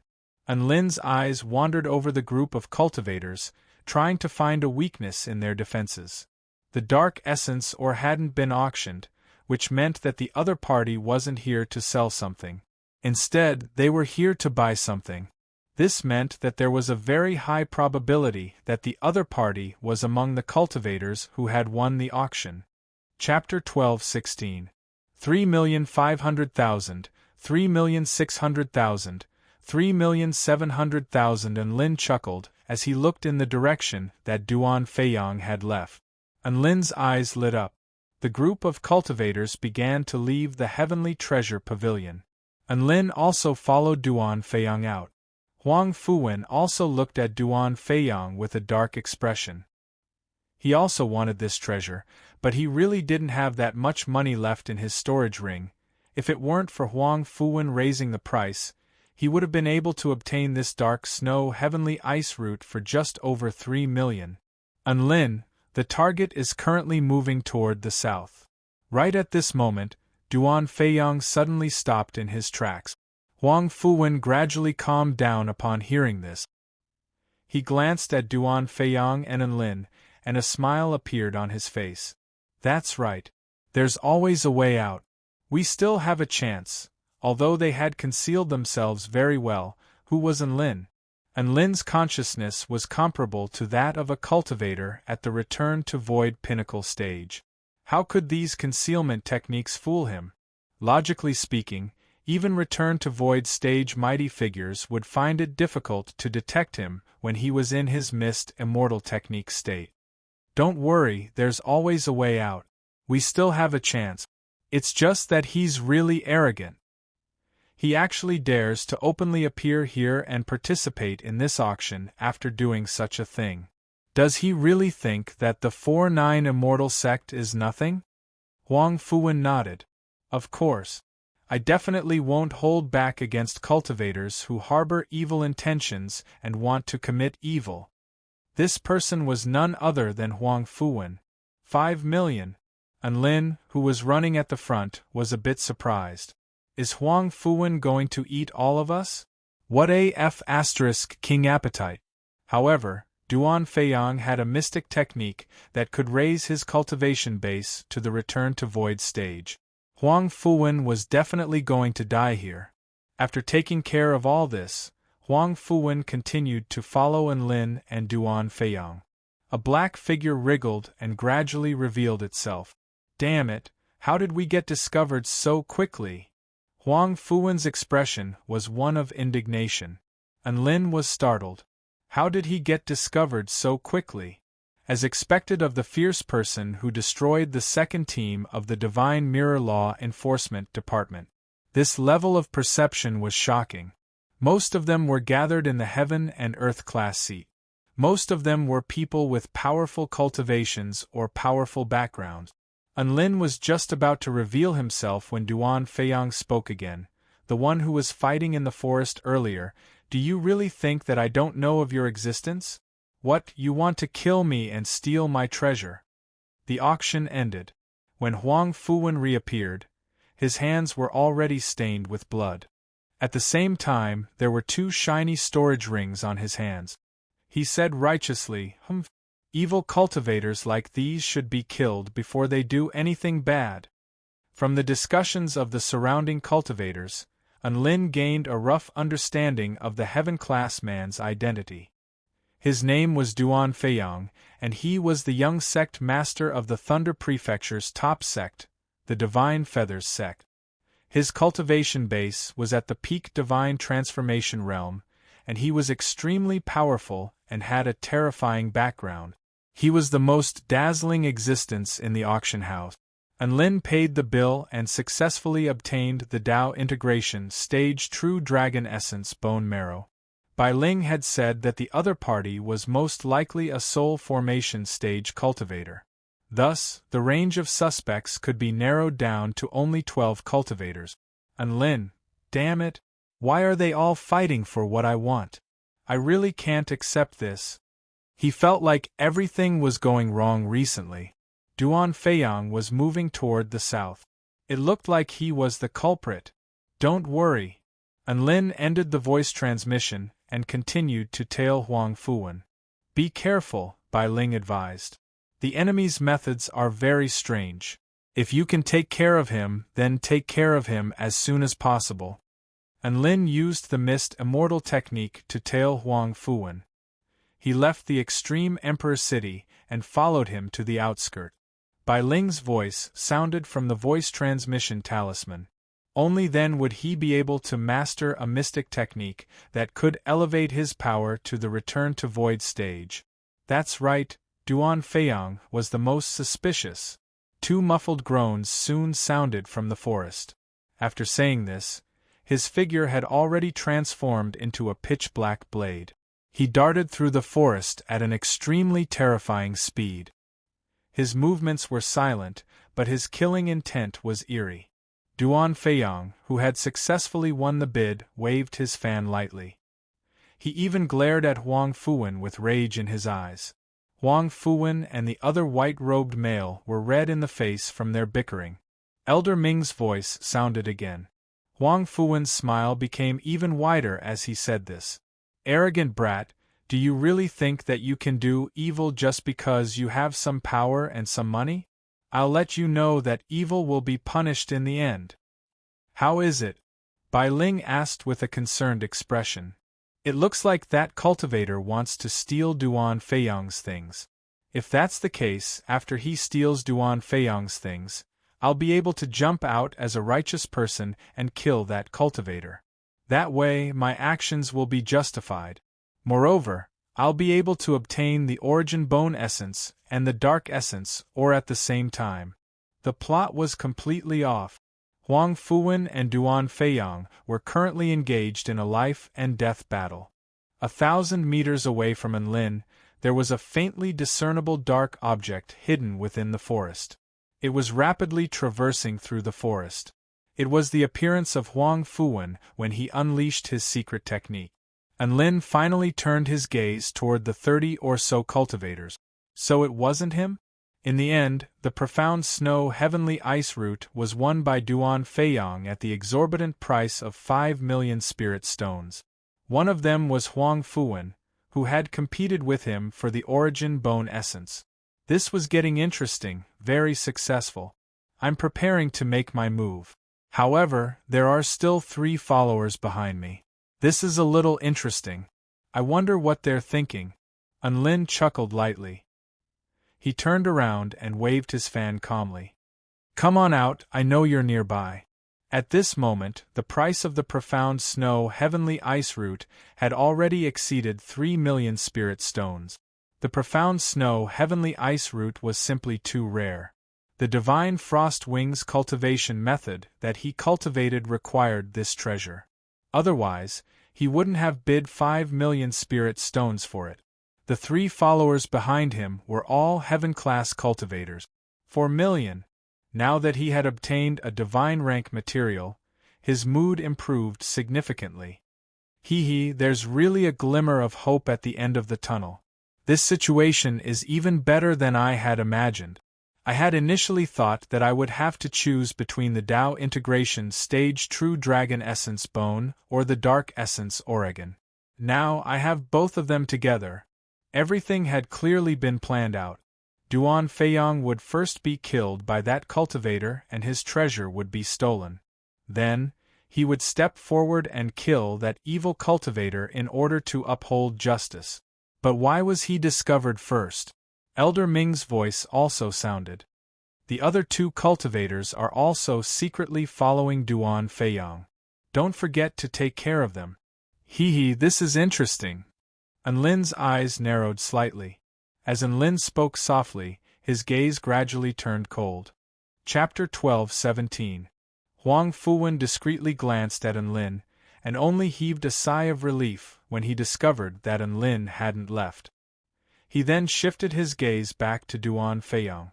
Duan Feiyang laughed coldly and said, Do you know who I am? I'm the young sect master of the Divine Feathers sect. You actually dare to have designs on me? Are you really tired of living? A look of disdain appeared on Huang Fuwen's face. What kind of *T Divine Feather sect is this? Is it that powerful? He wasn't even afraid of the 4-9 Immortal sect. So why would he be afraid of a sect that only ruled over a single state? I, Huang Fuwen, am not afraid of trash like you who bully others. Anlin's expression faltered upon hearing this. Why did he have to bring his 4-9 Immortal sect into this? Moreover, his words were quite arrogant. Ha ha ha ha. How arrogant. A soul formation intermediate stage cultivator dares to call me a soul formation pinnacle stage cultivator trash? He really doesn't know the immensity of heaven and earth. Don't tell me you think it's easy to kill me just because you killed 2 useless semi-god realm cultivators? I'm afraid you still don't know how big the gap between us was, right? To me, you're just an ant. As Duan Feiyang said this, his aura, which belonged to someone at the pinnacle of the divine transformation stage, suddenly erupted from his body. Huang Fuwen was enraged. No one has ever been able to leave alive after insulting me, Huang Fuwen. Duan Feiyang. Huang Fuwen pointed at Duan Feiyang and shouted righteously, One of your Divine Feathers sect's disciples killed 3 innocent mortals in a battle. I want to avenge them. It's time for you to pay the price. Go to hell. Duan Feiyang blinked. What's that? Rumble. At this moment, Huang Fuwen had already pounced over. His hands were like blades, and the power in his body gathered in his hands. Netherworld chi was highly condensed, causing his hands to be as sharp as black blades. The netherworld sky was broken. Huang Fuwen slashed out with his hand, creating a terrifying, pitch-black arc in the air. Duan Feiyang had already equipped his fists with a high-rank spirit tool on them. There was no fear on his face as he clenched his fists tightly and punched toward Huang Fuwen. Rumble! Huang Fuwen's hand blade collided with Duan Feiyang's fist. The energy exploded, annihilating everything within 1,000 meters. An explosive sound suddenly rang out from Duan Feiyang's fist, and blood splattered out of his hand. Duan Feiyang let out a blood-curdling scream as he retreated explosively. Never would he have thought that a soul formation intermediate stage cultivator would be able to unleash such a terrifying spell technique. Huang Fuwen followed up with another attack, his hands slashing at Duan Feiyang like blades. Duan Feiyang was at a complete disadvantage as soon as the battle began. Huang Fuwen's powerful strength and strange and unpredictable spell techniques were all difficult for him to parry. My aptitude and spell techniques are clearly top-notch as well. Why are you so powerful? Duan Feiyang became more and more shocked as he fought. A pair of white wings of light materialized behind him. It was clear that he wanted to retreat. Anlin was a little puzzled. Why hadn't Duan Feiyang activated his body and instantly killed Huang Fuwen? Now that things have come to this, you still want to hide your strength? Duan Feiyang spread his wings of light and fled into the distance. His speed had already reached the pinnacle of the divine transformation realm. Don't even think of escaping. When Huang Fuwen saw that Duan Feiyang was trying to escape, he immediately tossed out a talisman. This was a talisman that he had obtained from a historical remnant, and it possessed a powerful binding force. Whoosh, a blue rune shot out from the talisman, and as a ripple of energy spread outward, a terrifying binding force froze heaven and earth. Duan Feiyang was horrified to discover that his body had been frozen solid. At this moment, Huang Fuwen had already arrived before him, and his black hand descended mercilessly. No. You can't kill me. If I die, the Divine Feather Sect definitely won't let you off. Duan Feiyang yelled. Divine Feather Sect? Heh, that sect is nothing to me. One day, I, Huang Fuwen, will raise the Divine Feather Sect to the ground. Huang Fuwen chuckled coldly as his hands descended mercilessly. Splat!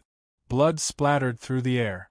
Duan Feiyang was torn into two by Huang Fuwen, and his vitality was severed. The young sect leader of the Divine Feather Sect had died just like that. A smile appeared on Huang Fuwen's face as he skillfully took away the young sect leader's belongings. Duan Feiyang was arrogant and despotic, Huang Fuwen said. He persecuted innocent women and treated other low-rank cultivators like ants. This is what he deserved. I've done justice on behalf of the heavens. There was a righteous expression on Huang Fuwen's face as he recounted the crimes of the deceased young sect leader. Meanwhile, Anlin was completely dumbfounded. Didn't Duan Feiyang possess the power of a return-to-void stage cultivator for a short period of time? How did he die just like that? Wasn't this too illogical? He had been sharpening his saber in preparation for a great battle with this boss. In the end, he was killed by some random Huang Fuwen before the battle even began? Huang Fuwen turned his gaze toward the white mist in the sky. Stop hiding. I know you're there. Anlin's heart jolted in shock. Even Duan Feiyang hadn't been able to see through his mist immortal technique, but a soul formation intermediate stage cultivator had seen through it? Anlin began to reveal his true form. I didn't think that you would be able to see me.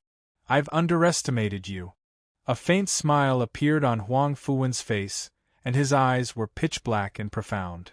I possess the Dark King's true eye, which can see through all illusions. Naturally, I can also see through your concealment spell techniques. You're very powerful. Although you're also at the soul formation pinnacle stage like Duan Feiyang, the sense of danger you give me is far greater than Duan Feiyang's. Although Huang Fuwen was saying this, there wasn't a single hint of nervousness on his face. He chuckled lightly. It's a pity that you encountered me. In my eyes, you're merely a slightly larger ant. I don't like to kill innocent people. You stole something from me, so hand it over obediently and piss off. I can spare your life if you do so. Anlin was astonished. I used money to bid for something. How is that stealing? You shouldn't have stolen something from me, Huang Fuwen. Do you understand? Dark power revolved around Huang Fuwen's hands again, and his aura soared explosively. Unlin's lips twitched. Are you insane? His attitude was very clear. He was looking at Huang Fuwen as if he were looking at an idiot. It was the same last time. Huang Fuwen, clearly had the ability to obtain the dark essence but there's always someone who doesn't know what's good for them and tries to steal it from me. You're the same now. It's clearly mine, so why do you always have to take things too hard? Those who obey me will live, and those who oppose me will die. I'm a powerful being who will eventually ascend to the pinnacle. Since you don't know what's good for you, then there's no need for me to hold back anymore. Huang Fuwen's aura became more and more terrifying as he walked toward Unlin. Unlin was rooted to the spot. So that's how it is. He's able to defeat Duan Feiyang at the Soul Formation Intermediate stage, and he's able to detect me. Bai Ling's target is also moving toward the south. Everything was in line. F***CK, this was a huge misunderstanding. Thank God Huang Fuwen said it himself. Are you so scared that you can't even walk? It's too late to regret now. Ants should just lie on the ground. You're seeking death if you insist on stealing something from me. Huang Fuwen chuckled coldly as he slashed his hands toward Unlin. Whoosh! Unlin instantly disappeared from the spot. Huang Fuwen's pupils contracted. Before he had a chance to react, a golden fist imbued with terrifying power had already arrived in front of his face. Then, it descended upon him. It was simply too fast. There was no way for him to evade. Boom! An earth-shattering explosion erupted. Golden energy surged for several kilometers. Huang Fuwen's face was flattened, and his teeth and nose were shattered by the force of the punch. Pfff. He spat out a large mouthful of blood, and his entire body was sent flying for over a kilometer before tumbling to the ground like a rag doll. Chapter 12:18. Huang Fuwen felt as if his brain had turned to mush, and he was completely stupefied. Who am I? Where am I? What just happened? His entire body felt like it was falling apart, and his head buzzed as if it had been torn apart. Unlin walked toward Huang Fuwen. Dark Essence Mine. It looks like you killed all the members of the 4-9 Immortal Sect's Divine Mirror Enforcement Team, right? 4-9 Immortal Sect's Divine Mirror Enforcement Team? Huang Fuwen crawled up from the ground, and a hint of fear finally appeared on his face. Who on earth are you? So you were the one who killed them. I am Unlin. Unlin reverted to his original appearance and walked toward Huang Fuwen. Huang Fuwen's expression changed drastically when he saw the familiar face that often appeared in the newspapers. Elder Ming, lend me a hand, he roared. He never imagined that the cultivator he had looked down upon would actually be the sect leader of the 4-9 Immortal Sect, the most dazzling prodigy among the younger generation of the Kingdom of the Nine State. The black orb suddenly lit up. A white-haired elder leaped out from the orb and attached himself to Huang Fuwen's body. Huang Fuwen's aura climbed steadily until it reached the return to void stage. The pitch-black power of darkness caused all the plants within a radius of several dozen kilometers to wither and all the animals to lose their vitality. It was as if the god of death had descended upon this world. Elder Ming's voice traveled over again. Huang Fuwen, we are no match for Unlin right now. Let's retreat for now and stop fighting. Huang Fuwen also knew that he was no match for Unlin right now. Even with Elder Ming's power, he was still no match for Unlin. However, he was supremely talented, and he was confident that he would one day crush Unlin beneath his feet. There was no rush. Huang Fuwen's aura became extremely vast and powerful. He yelled at the approaching Unlin, Unlin, you can be as arrogant as you want right now. Life is full of ups and downs, don't bully. Before he could finish his sentence, Unlin had already appeared before him again, and his golden fist crashed down. Due to Elder Ming's possession, Huang Fuwen finally had a chance to react. Pitch-black netherworld energy surged out and swept toward Unlin. The vast power of nirvanic extermination devoured everything it came into contact with into nothingness. However, Unlin's golden fist tore through all the power of the netherworld and smashed into Huang Fuwen's chest, causing it to cave in completely. Pooh! Huang Fuwen felt as if all of his internal organs had been shattered by this punch. He spat out a large mouthful of blood and tumbled to the ground again. Unlin walked toward Huang Fuwen step by step and said coldly, "Don't bully the young for being poor? Do you really think you're Xiaohua? So what if I bully you?" Not satisfied? Huang Fuwen was so angry that his entire body trembled. He glared at Unlin with a face full of resentment.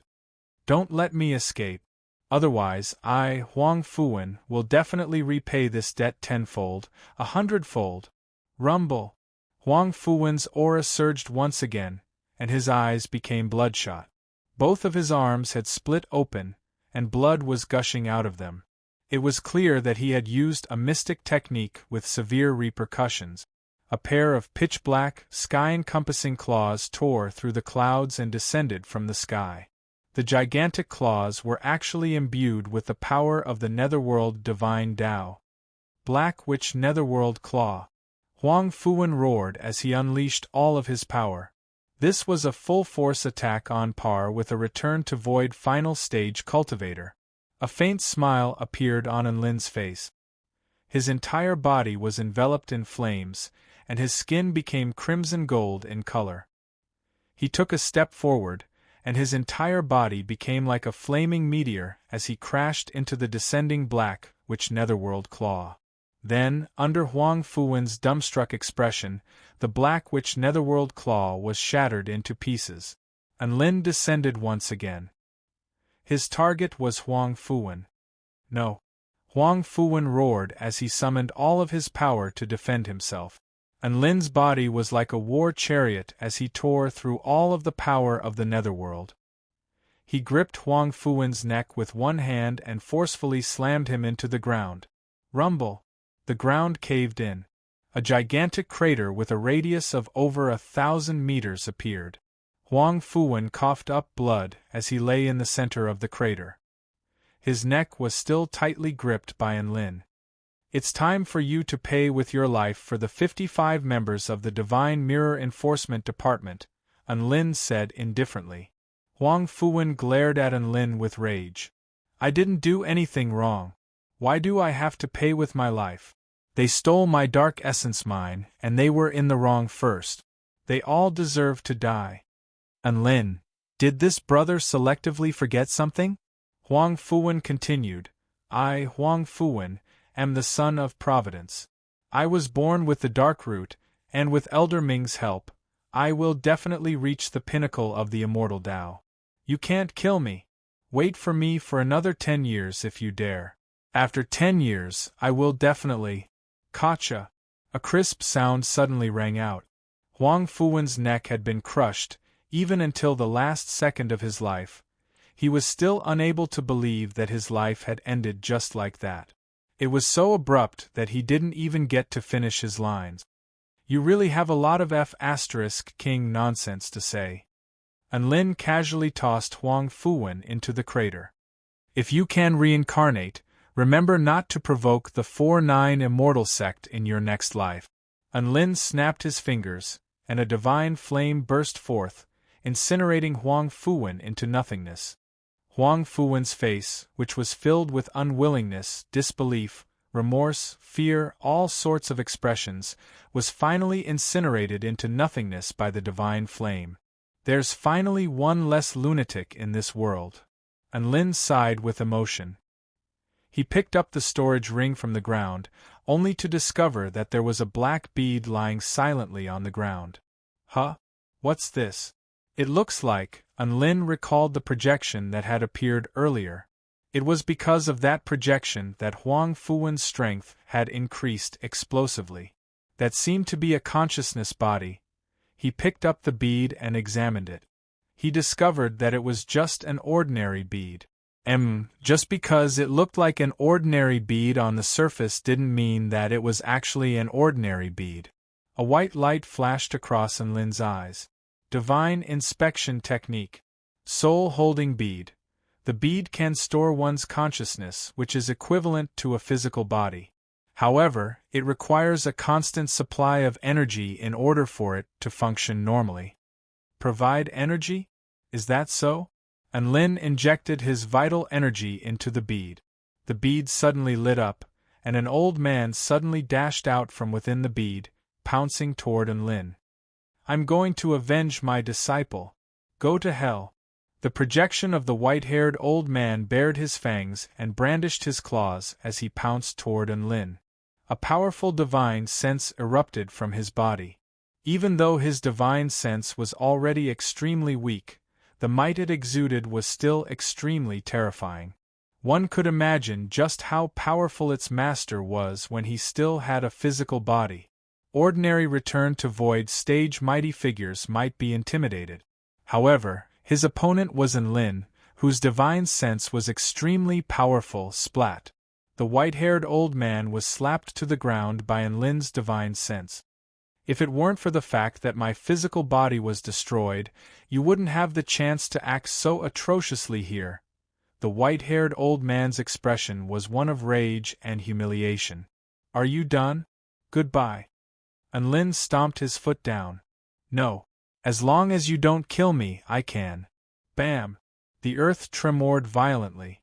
The white-haired old man didn't even get a chance to finish his sentence before he was reduced to dust by Lin.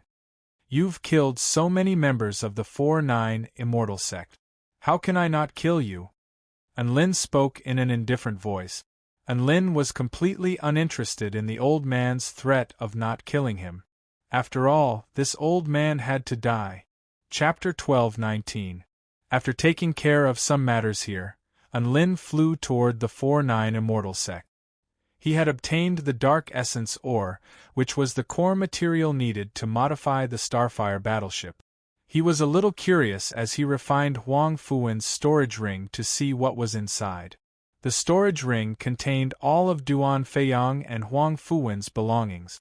There was one black snow heavenly ice root, which was worth 5 million spirit stones, 13 spirit weapons, hundreds of spirit pills, 3 immortal pills, 8 million spirit stones, the immortal grade demon emperor skeleton, and 5 different colored beads. What are these beads used for? Lin asked curiously. He pulled out the 5 beads and activated his divine inspection technique. Sky Sealing Dark King Bead. Collect the 9 dark beads scattered by the Sky Sealing Dark King in this world, and you can proceed to the Dark King Palace to obtain the true inheritance of the Sky Sealing Dark King. Lin's expression changed drastically. It's the Sky Sealing Dark King? The Sky Sealing Dark Monarch was extremely renowned on the Taichu continent, and his name was synonymous with terror in the Kingdom of the 9 States. Tens of thousands of years ago, the Sky Sealing Dark King was the most powerful demon king in the Kingdom of the 9 States. He founded the Divine Dark Dao sect, and it was said that he had 2 Dao integration stage super mighty figures and over 100 return to void stage mighty figures under his command. He was so powerful that he could even threaten the rule of the celestial court. At that time, there was a real devil sect.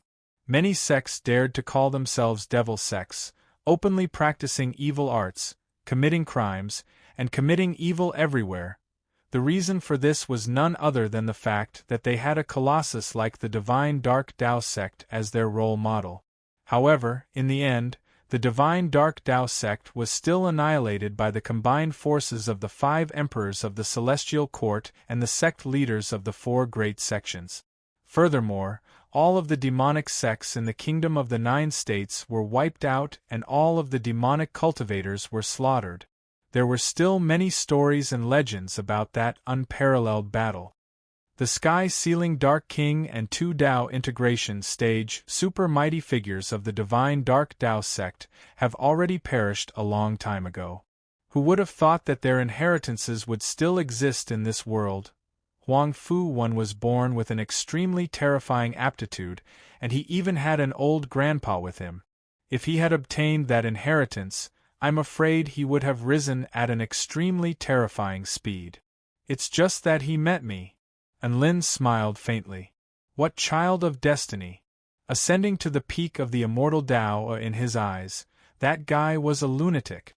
However, this lunatic's immortal destiny was really King terrifying. Let me inherit the things that you've painstakingly collected. And Lin stowed the bead away before carefully rummaging through his storage ring. Sure enough, he found a map of the Divine Dark Tao sect within his storage ring. The place that the map was pointing to wasn't the Divine Dark Tao sect that had been razed to the ground by the Celestial Court. Instead, it was the new Divine Dark Tao sect that had been built before the Divine Dark Tao sect had been destroyed in order to preserve its legacy. That's interesting.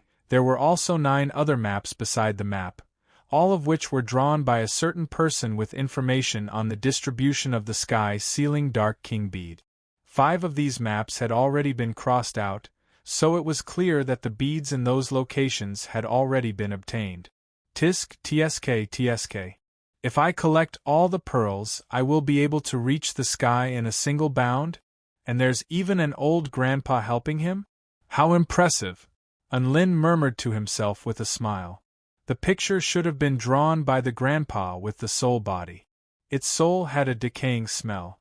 It was obvious that it had experienced countless years and was extremely weak. Even so, it was still extremely powerful and was definitely a Tao integration stage mighty figure when it was alive. Its cultivation base was extremely high, and it was also extremely familiar with the Divine Dark Tao sect. Perhaps that grandpa with the soul body was a Tao integration stage mighty figure of the Divine Dark Tao sect that had survived. Did I just happen to kill a demon king in the cradle? A sense of pride welled up in Lin's heart. Not long after that, he returned to the 4-9 Immortal sect. Bai Ling wore a beautiful white dress, and she stood outside with a smile on her face to welcome Lin back. Behind her were all the core disciples of the sect, as well as the members of the Divine Mirror Enforcement Team who hadn't gone on missions. Lin suddenly had a bad feeling about this. Welcome back, Sect Leader. Sect Leader has attained the Tao of Heaven and Earth, and attained the pinnacle of martial arts.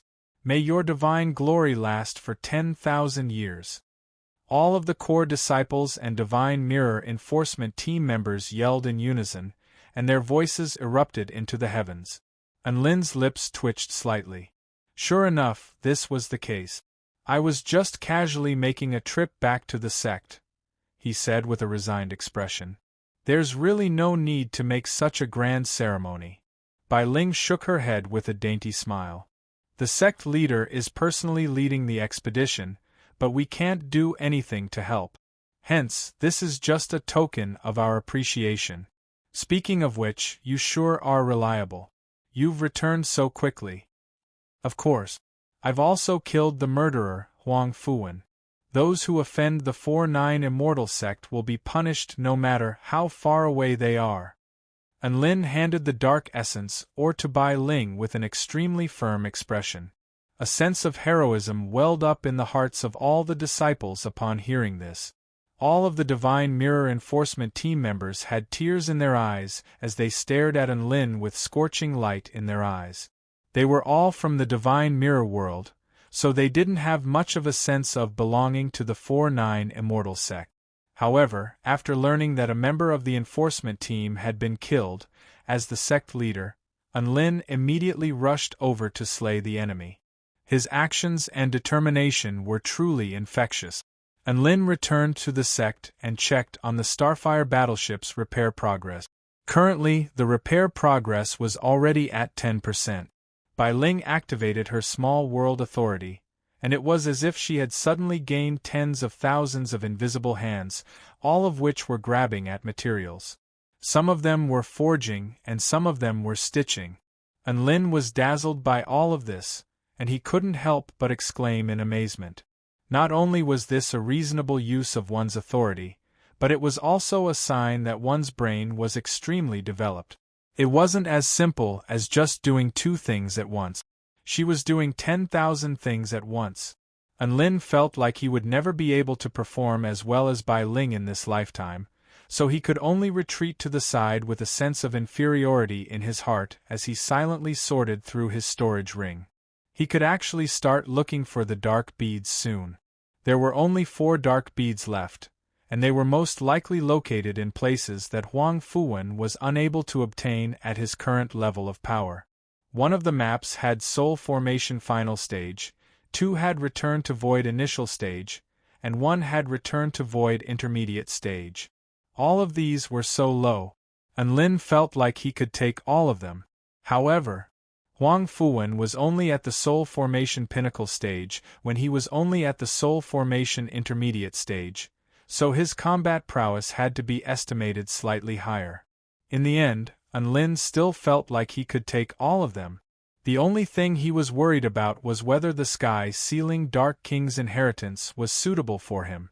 If he were to accidentally become a demon king after obtaining the inheritance, then that would be a huge loss. After all, he only wanted to be a good person. The Starfire battleship incident concluded, and Lin stayed at the sect for another day to practice sword techniques with his disciple. Yi Ling. Yi Ling was very diligent in her cultivation, and she was also very patient. It was as if she had an obsession in her heart, and her large, woof eyes became brighter and brighter, just like her Tao heart. And Lin rewarded Yi Ling with a bunch of spirit pills and spirit fruits upon seeing her performance. Wow, thank you, Lion Tiger. I want this, that, and that. Okay. Open your mouth, and Lin placed a small spirit fruit into Yi Ling's dainty mouth. Feeding his adorable disciple was also a very good experience. The one-day trip to the sect concluded, and Lin summoned his paragon steed, Dabai, before setting off to the first location where he could obtain dark beads. The Dead Spirit Demonic Land. Chapter 12:20. 1 man and 1 dog arrived at the main city of the ancient void state via a teleportation spell formation before hurrying toward the Dead Spirit Demonic Land. Along the way, they encountered many cultivators who were flying on swords. Are you crazy? Why aren't you leaving? Why are you blocking my way? Dabai stuck out his tongue as he clawed at the air with his paws. His snowy white tail spun like the propellers of an airplane, blasting air currents behind him like cannons. Whoosh! Dabai spoke with a disdainful expression. You dare to compete with me in speed? Let me show you what true speed is. Flight mode. Woof! The Dead Spirit Demonic Land had already become a terrifying restricted area in the Kingdom of the Nine State. Even cultivators would most likely never return from that place, let alone mortals. You've gone too far. The sword cultivator roared with rage, but there was nothing he could do. The male sword cultivator, detestable! The veins on the sword cultivator's forehead bulged. He had never been humiliated like this before. The sword cultivator was on the verge of a mental breakdown. At this moment, a sword cultivator flew past Dabai with his arms crossed over his chest as he glanced at Lin, who was riding atop Dabai, with a disdainful expression on his face. 15 minutes passed. He wanted to prove himself, but the gap between him and Lin only grew larger and larger. Dabai faltered slightly upon hearing this. Are you King kidding me? You were the one who refused to submit and followed me all the way here, but now you're blaming me? Woof. You can tolerate this, but I can't. Woof. Dabai was also very enraged, and the rings of wind around his paws expanded to more than double their original size as a terrifying sonic boom erupted in the air. PFFF. A gust of wind surged toward the sword cultivator behind him as he spoke. Soon, an even more humiliating event occurred. This was true despair. In reality, Dabai couldn't even muster up any more bullsh *t. And Lin smiled but didn't say anything. Why would he let him ride on his supreme steed if he didn't coax him? To the Dead Spirit Demonic Land. Woof! Dabai didn't hide anything. Big brother, it's rare for me to go out with you, but you're asking me to go to the Dead Spirit Demonic Land with you? Woof! Dabai's body shuddered with fear upon hearing the name of that place, and he spoke with a hint of resentment. The male sword cultivator gritted his teeth. In order to humiliate me in front of me, you didn't hesitate to waste your own time and take such a long and pointless journey. You really are broad-minded. Its speed skyrocketed again. It was even to the extent that after a few tens of thousands of years of evolution, that place had become even stranger and stranger. It had already formed a world of its own, and it was even to the extent that some sort of extremely terrifying laws had been born there. Dabai blushed. Big brother, and you're getting better and better at talking. Woof. Why are you deliberately making life difficult for me? The sword cultivator's expression changed drastically, madly urging the flying sword under his feet, but the flying sword's speed had already risen to its peak, and it could no longer accelerate. Finally, Dabai flew past the sword cultivator and left him behind. We're clearly not going the same way. But very quickly, he pondered over Dabai's words. Wait, you said I followed you all the way? Where are you going? Dabai suddenly came to a realization, and he clapped his paws together. Big brotherin, you're so smart, woof! After all, if a sword cultivator isn't prideful, how can they attain the true allure of the sword Tao? The sword is mainly used to kill, and its posture is cool. It's meant to be pretentious. Unlin immediately flared up with rage. What are you looking at? Are you looking down on dog riders? That was once the most prosperous place in the ancient Void State. However, during the golden age of the divine Dark Tao sect, the bitter blood Dark Monarch transformed the land within a radius of over 500 kilometers into a land of blood refinement, and billions of living beings perished there. Dabai transformed into a flowing cloud and quickly approached the sword cultivator. The male sword cultivator's eyes widened. Bulsh *T.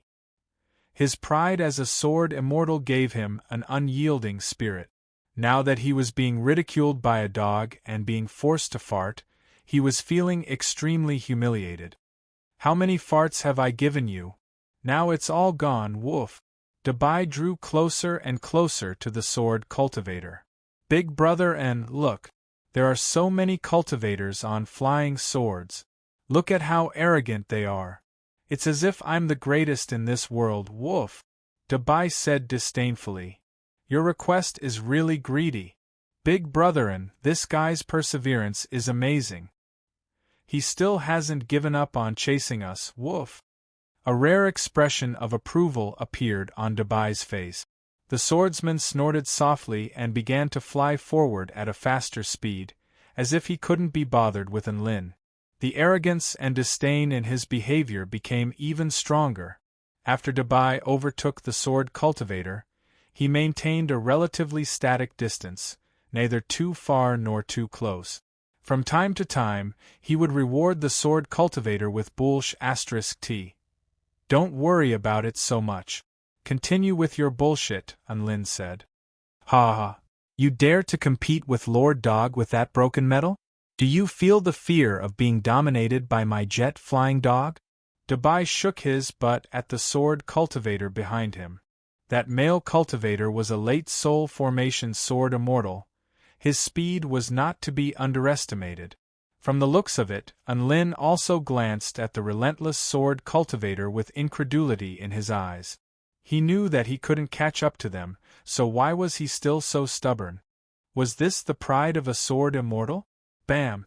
The dead spirit demonic land was located in the ancient void state of the Kingdom of the Nine State. Dabai turned to the sword cultivator behind him and said in a sincere voice of admiration, I respect you for being a true man. Just admit defeat. As long as you admit defeat, I won't feed you any more *T. Woof. Dabai grimaced. Big brotherin, why does it sound like you're insulting me? Woof. Another 15 minutes later. It was exactly because of this that the aura of resentment there continued to surge into the heavens. That place was indeed terrifying, so it was no wonder that Dabai was scared. It's just a fight. I'm sure that despicable man riding a white dog will leave soon. I'll just have to endure for a while longer. The sword cultivator consoled himself. The male sword cultivator's mouth gaped open as he drew a sharp intake of breath. Holy F***ck. We're going the same way. He had no hope of catching up to Dubai, but he couldn't give up either. As such, he could only continue to endure this humiliation.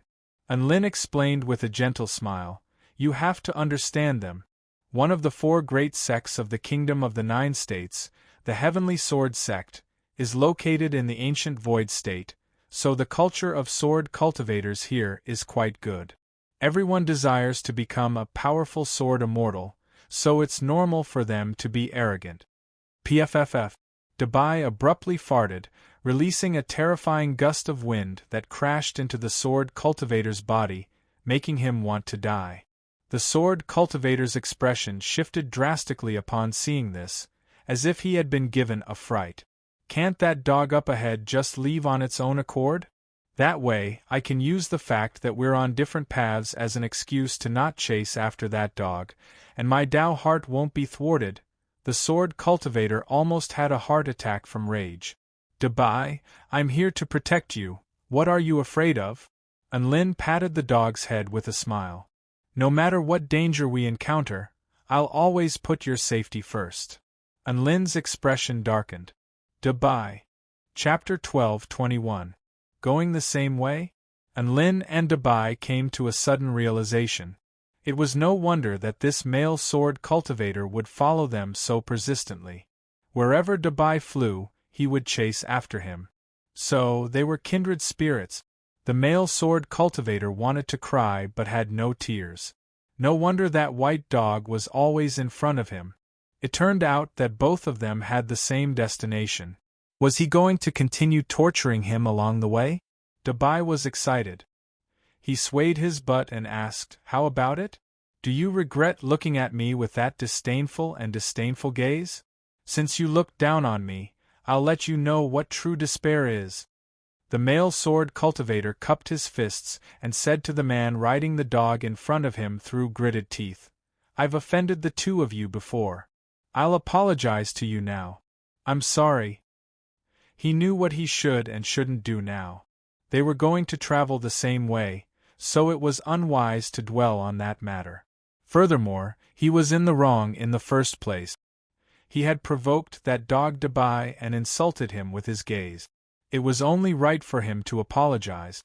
He was a person who knew when to advance and when to retreat. During this period of time, he made the decision that he thought was the best. Seeing that the other party had apologized, Dubai finally smiled in satisfaction. He stuck out his tongue and said, "Wouldn't it have been better if you had done this earlier? You should know that it's very uncomfortable for me to force myself to fart all the time." The male sword cultivator's lips twitched slightly. He did not say anything. He was thinking to himself that after this mission was over, he would definitely have a feast of dog meat. The battle between the flying dog and the flying sword ended with the flying dog's complete victory. Dubai no longer sped up as desperately as before. The snow-white tail propeller stopped spinning and its speed gradually slowed down. After much difficulty, the male sword cultivator finally caught up to Dubai. He turned his curious gaze toward the cultivator riding the dog. He had been too complacent earlier and did not pay attention to the appearance of the cultivator. Now, he really wanted to take a good look and see what kind of person could raise such a despicable dog. Finally seeing the appearance of the cultivator riding the dog, the sword cultivator was first shocked. Then, his mouth gaped open and he was so shocked that he almost fell off his flying sword. Unlin? The sword cultivator exclaimed. "Oh, you know me?" Unlin smiled faintly. "Yes. How could he not know her? I've looked up to you countless times in the 9 Prefectures magazine." The male sword cultivator's heart trembled with excitement as he spoke with a burning gaze. At the same time, he was filled with lingering fear. He had actually acted tough in front of a peerless sword immortal. They must be tired of living. Fortunately, Unlin had a good temper.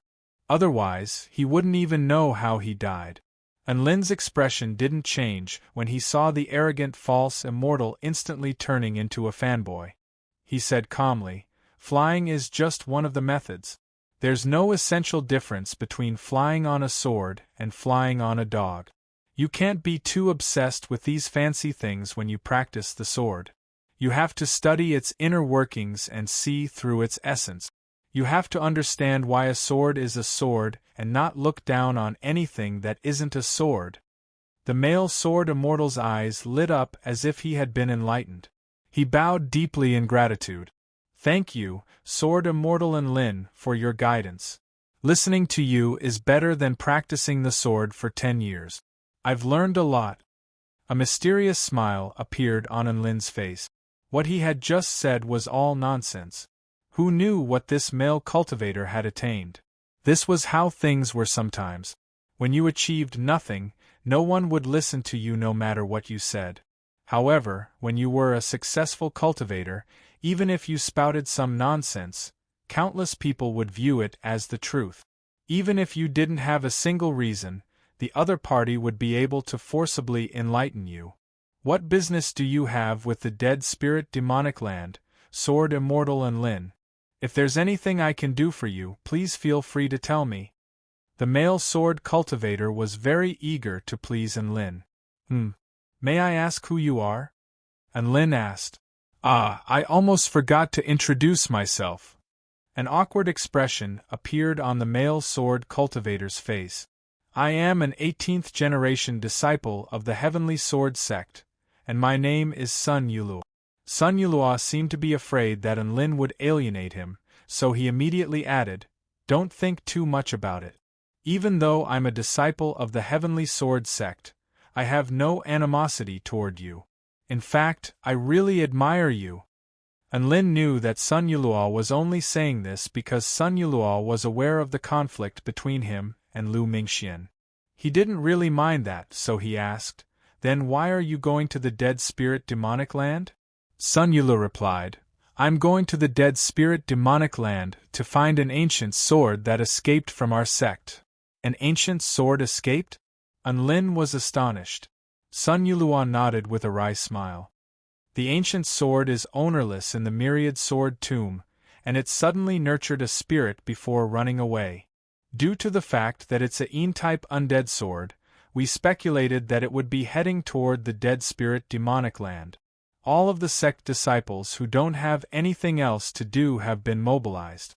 Lin was enlightened upon hearing this. So the ancient sword had nurtured a spirit. Wasn't that the same as Little Xie? It was extremely rare for an ancient sword to nurture a spirit.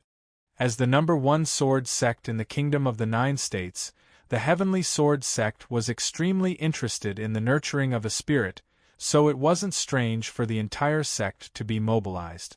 "I'm going to the Dead Spirit Demonic Land in order to find a red mountain that spews blood every 10 years. Do you have any leads on this mountain?" Lin asked. "A mountain that spews blood?" Sun Yulua shuddered as his features paled.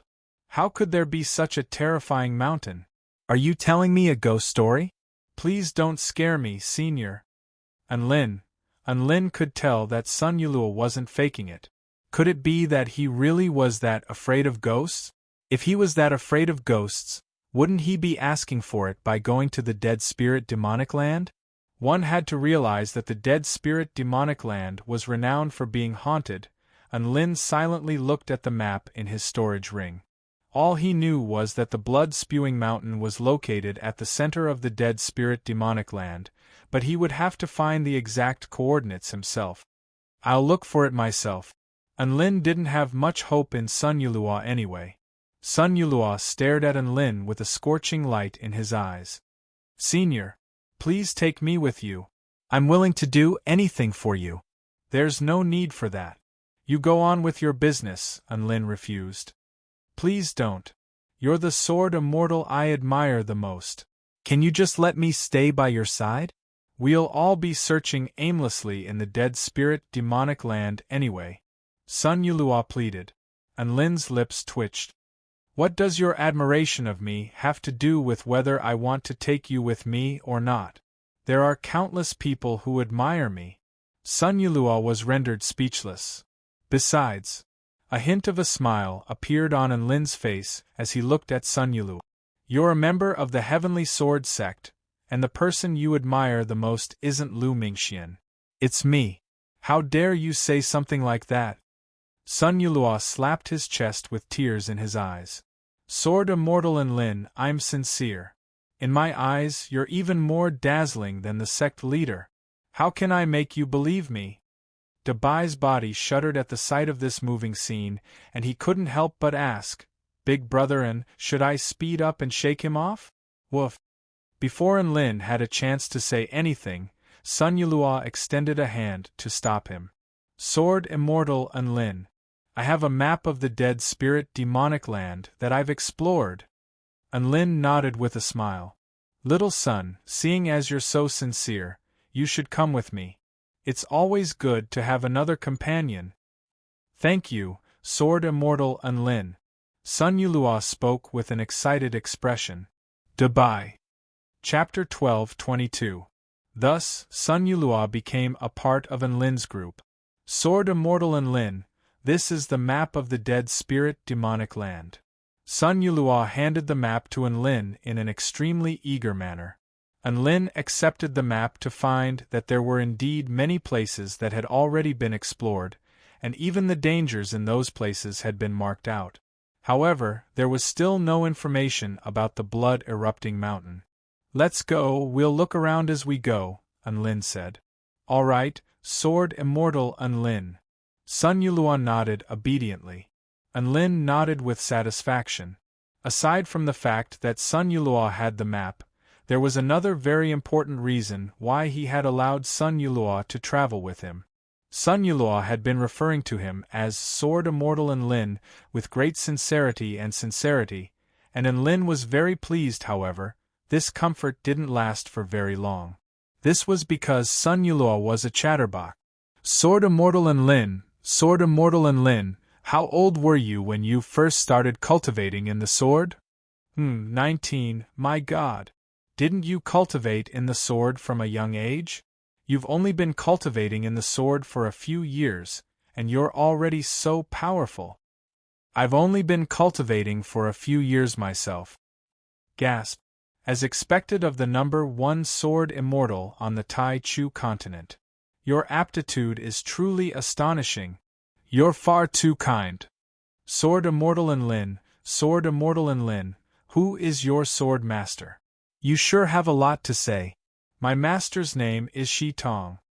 Shi Tong? What a special name. You must be an otherworldly mighty figure, right? That's right, he's very mysterious, very powerful, and very sly. Say, can you shut up? All right. Sun Yulua nodded emphatically before asking, Sword Immortal Enlin, how do you temper your sword Dao? Enlin replied, I temper my sword Dao through my knife skills, which are basically chopping vegetables. After a while, I've mastered it. Sun Yulua was shocked. You're using a sword as a kitchen knife to temper your sword Dao? How terrifying! Could this be the legendary realm of returning to one's true self?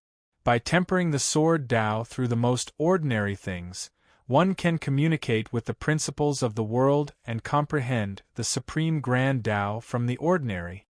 Enlin said, Little son, you are quite perceptive. Sword Immortal Enlin.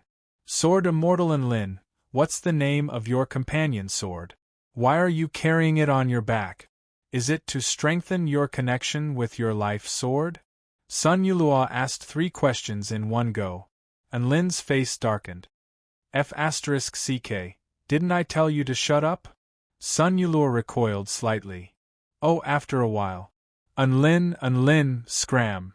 After traveling for a while, they finally saw a world without any signs of life. The land was black and barren, and the sky was dark and gloomy. From time to time, there would be a few strands of strange blue shadows moving about. At first glance, there would be a bone-chilling feeling. The dead spirit demonic land is up ahead. Be careful, everyone, Enlin cautioned. The dead spirit demonic land was the most perilous place in the ancient void state, so they had to be careful even in the outskirts. Sun Yulua swallowed nervously as he followed closely behind Enlin. As soon as they entered the dead spirit demonic land, they were struck by a chilly sensation, as if something had frozen their bodies. Not long after that, a massive blue skull enshrouded in energy flew toward them before opening its cavernous mouth, as if it were going to swallow Enlin and the others whole.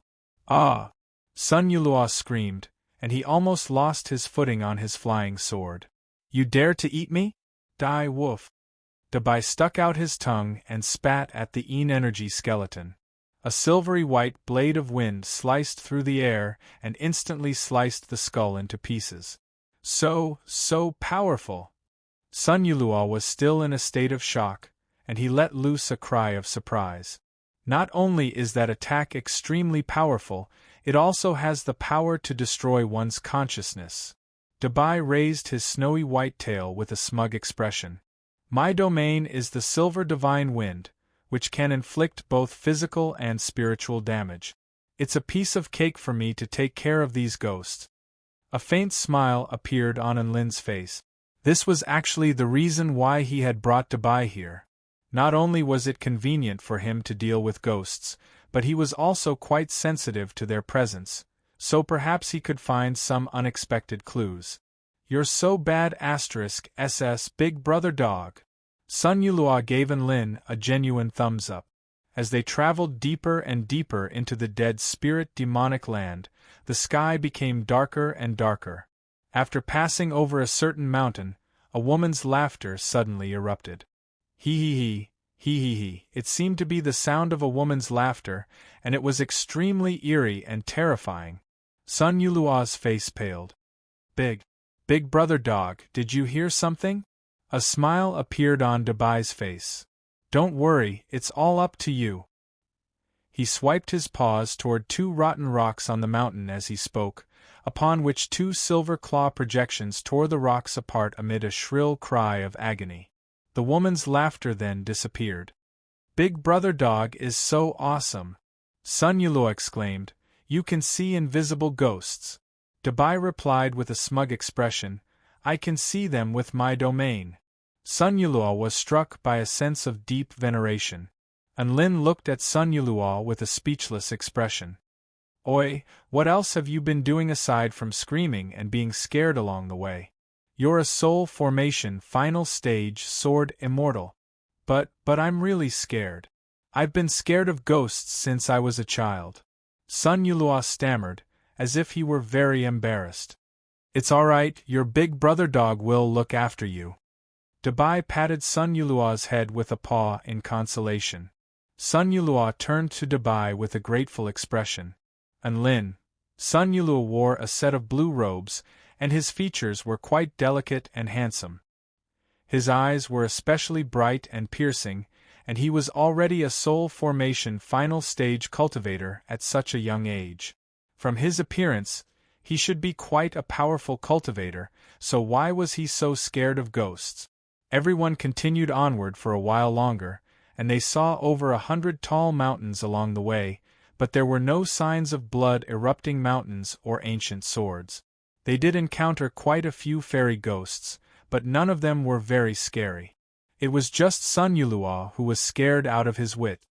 Look, there's a large city up ahead. Sun Yulua exclaimed. Enlin looked at the map. This city isn't marked on the map. This is an unexplored area, so the danger level is unknown. Woof. Dabai's eyes were glowing with excitement. We're very close to the center of the dead spirit demonic land. Let's go and have a look. Enlin smiled. Are we really going? It feels so eerie. Sun Yulua was extremely scared. The sky had completely darkened by this point.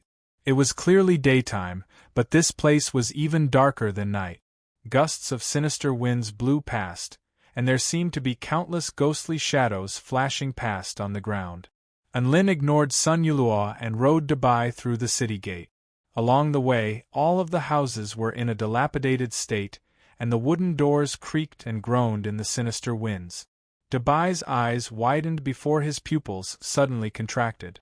A black figure had appeared up ahead. This was a bloody fatso. His upper body was completely bare, and his gory internal organs were exposed. There was even his own intestines trailing along the ground, and he was holding a butcher's knife in one hand while holding a fat, blood-stained but smiling head in the other. The head spoke in a faint voice, "Do you see where my head is?" Chapter 12:23. He was going to prove himself to Enlin. All of the heads in the air were reduced to wisps of smoke by the sword projection before they didn't even get a chance to let out a cry of anguish. The white sword projection broke through all obstacles before clashing with the butcher's saber. The butcher was sliced in half, and blood and internal organs splattered all over the ground. The heads in his hands also fell to the ground, where they slowly decayed and decayed. An expression of despair appeared on Sun Yulua's face upon hearing Enlin's words. "Big brother and this Sun Yulua. You really can't judge a book by its cover, woof," Dabai said. Sun Yulua was tossed toward the butcher by Enlin. It's pretty," Sun Yulua replied. Was this ghost an idiot? They didn't reap any special rewards, but they did encounter quite a few scary things, including a Een-type spirit herb. Sun Yulua was ecstatic, but Enlin and Dabai were completely disdainful. Dabai immediately understood their intentions and cancelled his domain.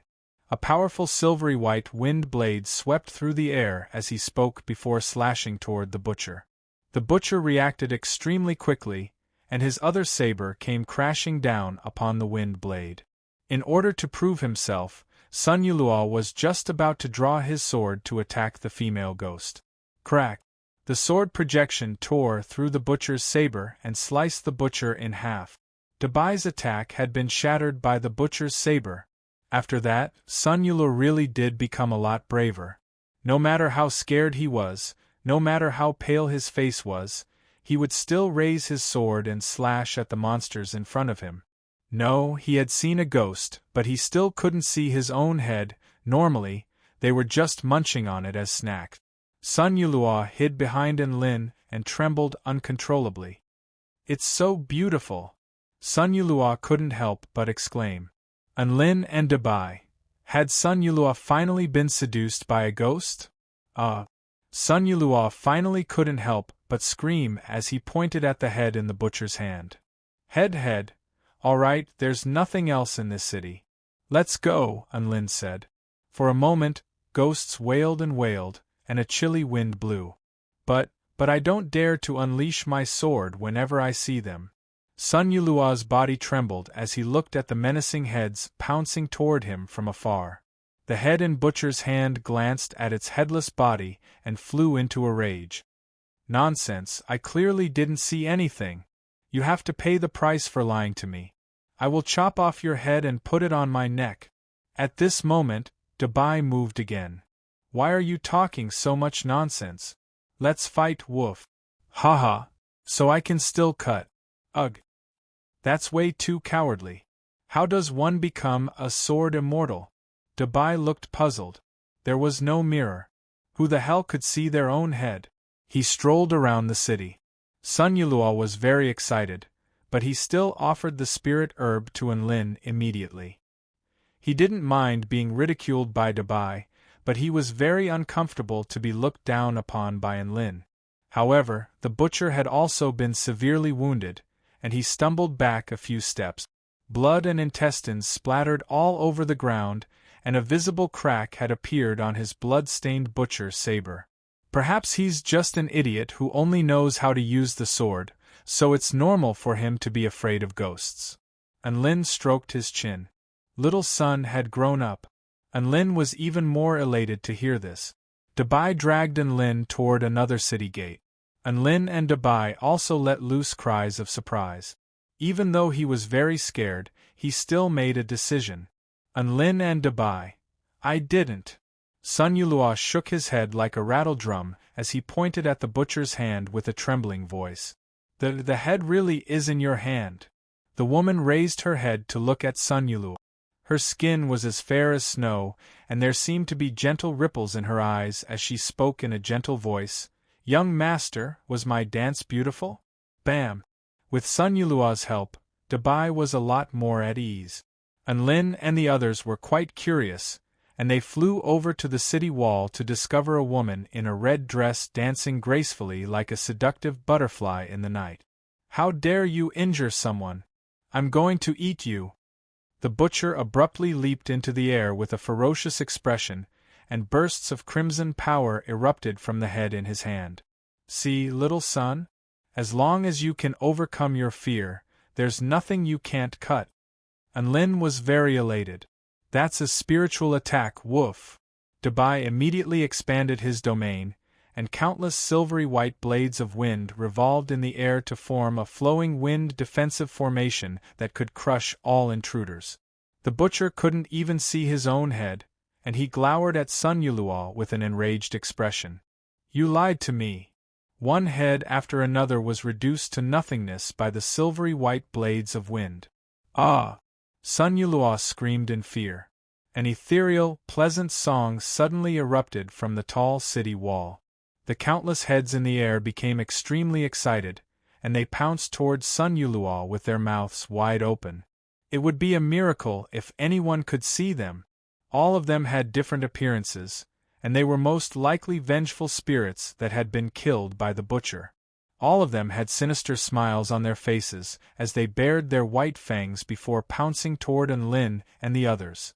Sun Yulua looked at the menacing ghostly heads, and he finally let loose a shriek as he drew his sword. All of a sudden, heaven and earth flashed with a dazzling white light. Sun Yulua didn't even have a chance to celebrate before he immediately threw up again at the sight of this disgusting and terrifying scene. Energy exploded violently. Sun Yulua's face was flushed with embarrassment. It's not what you think. But this woman really isn't scary." Unlin and Dabai. Unlin couldn't help but say, "Why are you so useless? If you're scared, why don't you just kill all of them? What's the point of hiding?" To think that it was able to block an attack from Dabai. "This is an elite monster," Unlin teased. Sun Yulua's legs immediately gave out upon hearing this, and he immediately tried to flee atop his sword. A sword projection flashed through the air, slicing through countless ghosts and monsters. "Unleash your sword!" Unlin yelled. "I did it! I did it!" Sun Yulua murmured to himself as his body drifted to the ground, as if he couldn't believe that he had actually slain a ghost. A series of gigantic, bloody heads began to appear. Unlin then rewarded Sun Yulua with a spirit herb as a reward for his outstanding performance. Were spirit-rank treasures very valuable? Head?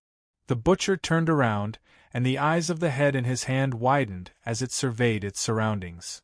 Where is my head? Why can't I see my own head?" Sun Yulua gripped his snowy white longsword tightly. "Sword Immortal Unlin, I want to join the battle as well.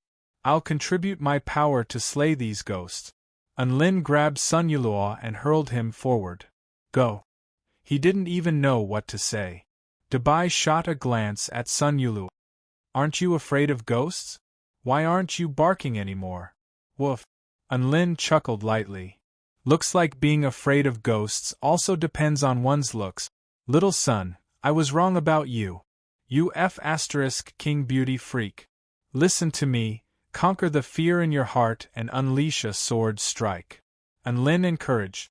Then, he gave Dabai a look of encouragement. Chapter 12:24. It had to be said that the woman in red's dance was indeed very beautiful. However, shouldn't Sun Yulua be screaming, "Ghost!" before slaying this female ghost with his sword? Why would he be having a conversation here? Sun Yulua was clearly obsessed with appearances. He wasn't scared of ghosts, he was scared of ugliness. Unlin and Dabai had misjudged Sun Yulua. A seductive smile appeared on the woman's face. "Would you like to see me dance one more time, sir?" Sun Yulua was just about to speak when Unlin suddenly interjected. "Oi, shouldn't you be dancing at the dance studio? Why are you dancing on the wall?" Dabai looked at the woman in red. Why was Big Brother and so insensitive? Shouldn't he be flirting with women at a time like this? Why was he bringing this up? If a young lady was beautiful, she would not only dance on the wall, but even if she danced on a grave, so what? Would a ghost be able to ask her why? However, much to Dabai's surprise, the woman in red was rooted to the spot upon hearing this. Why am I dancing on the wall? She murmured to herself as her dim eyes suddenly lit up. By the way, that man. He said that he would come back to marry me as soon as the battle against the divine Dark Tao sect concluded. The woman's red sleeves danced in the wind as she looked up into the distance.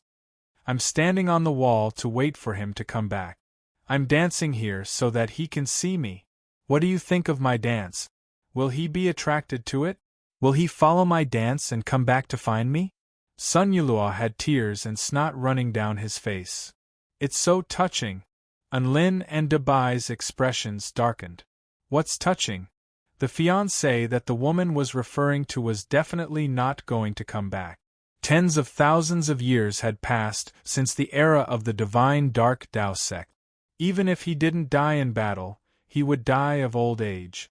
As for the woman on the wall, she had probably been sacrificed by a Tao integration stage mighty figure a long time ago. Only a wisp of her remnant soul remained here, waiting day after day. Sun Yulua set her free.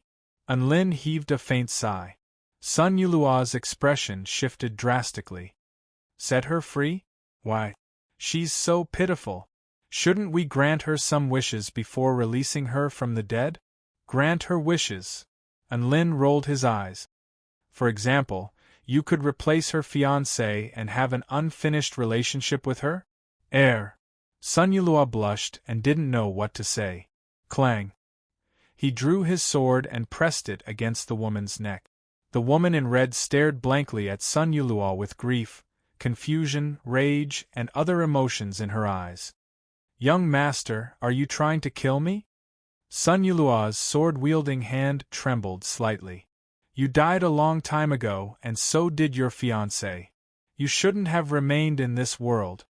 Two streams of tears flowed down from the eyes of the woman in red as she shook her head repeatedly.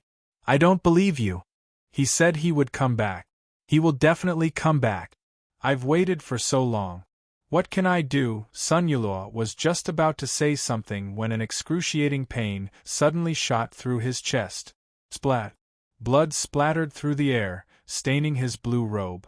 Sun Yulua stared down at his chest with incredulity on his face. A red sleeve had transformed into a sharp spear that had punctured his chest. Little son. Anlin and Dabai yelled in unison. Everything had happened far too abruptly, and even they had no time to react. You!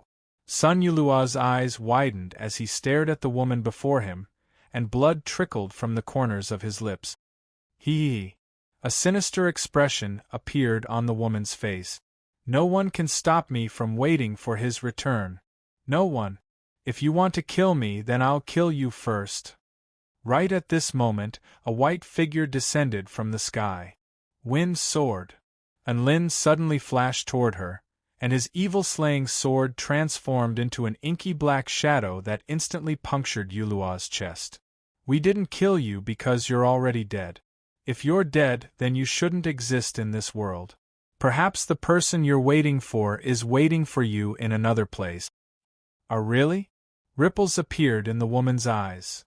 Sword Immortal Anlin's words are so profound and reasonable, Sun Yulua said as he threw up a mouthful of blood. Anlin's expression darkened. Stop sucking up like this. You don't have to be so professional. An inky black sword projection erupted from the evil-slaying sword as it crashed relentlessly into Yulua's consciousness. Yulua's sleeve gradually returned to normal, and a relieved smile appeared on her face as she stared at Anlin. Really? Is he really waiting for me in another place? It's been so long, what if he's forgotten about me? That's right, he's waiting for you in that place. If he's forgotten about you, you can dance for him, and he'll remember you. Anlin also smiled. This was the first time he had ever coaxed a ghost, and it went quite smoothly.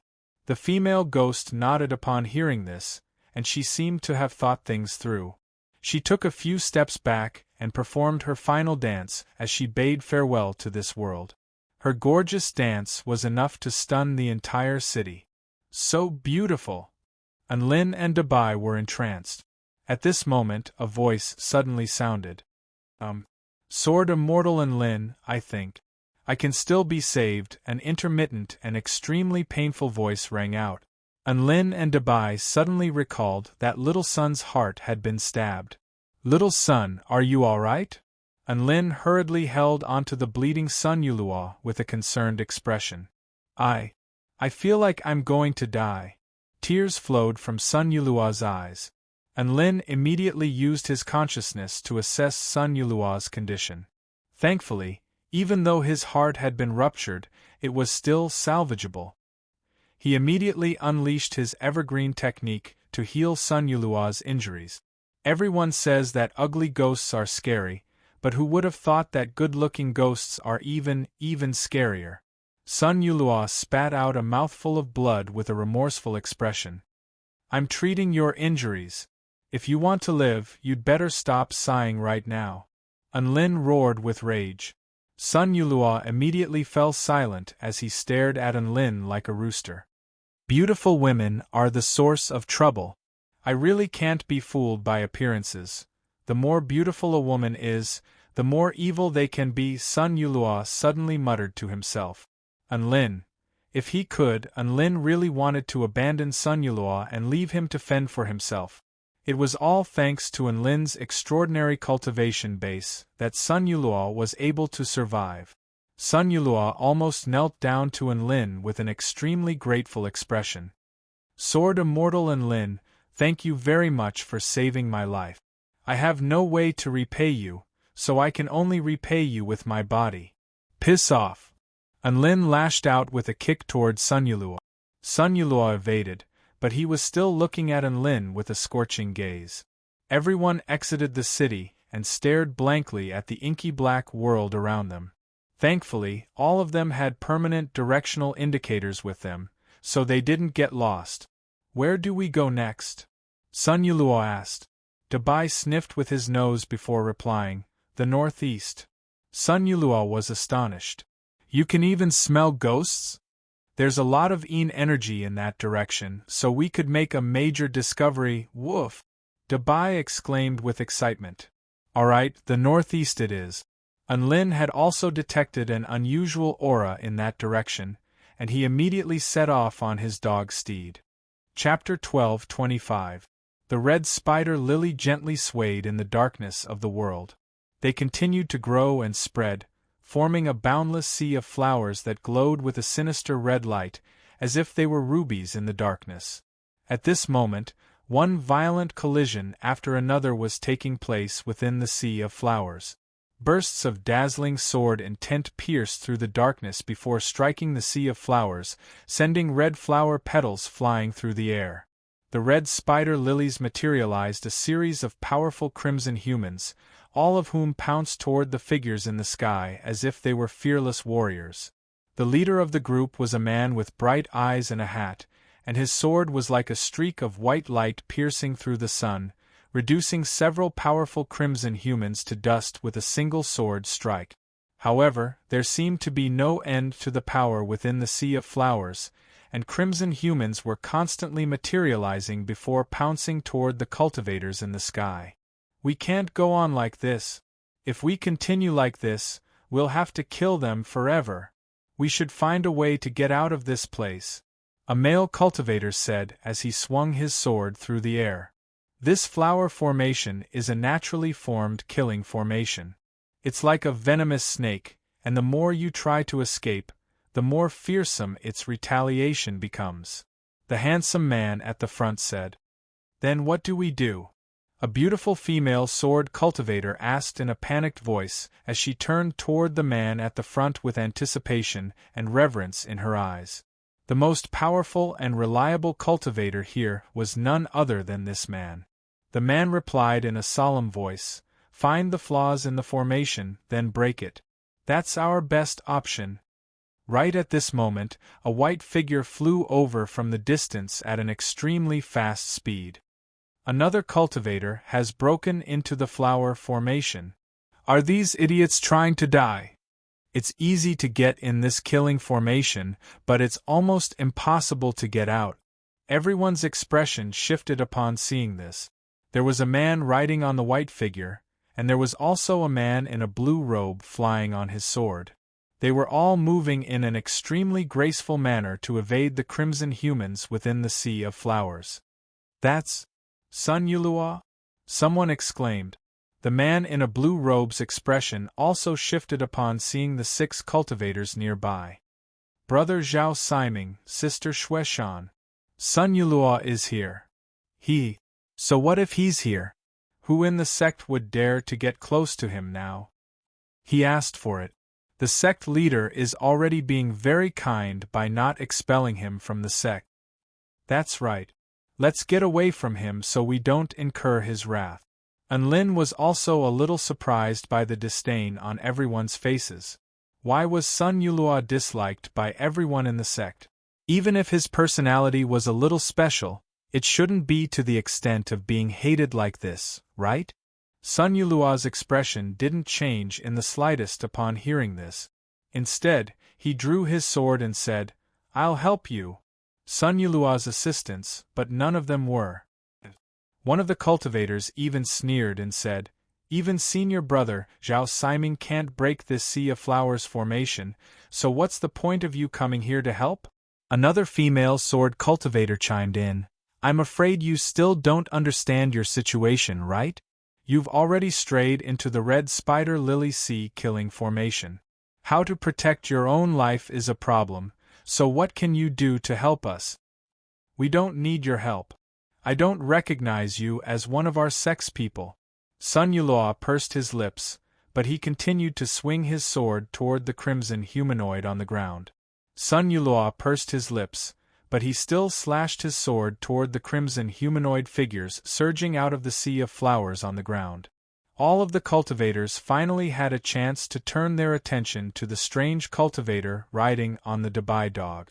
The cultivators who were busy fending off the sea of flowers finally had a chance to turn their attention to the strange cultivator riding a large white dog. All of the cultivators finally had a chance to turn toward the strange cultivator riding on the Dubai dog.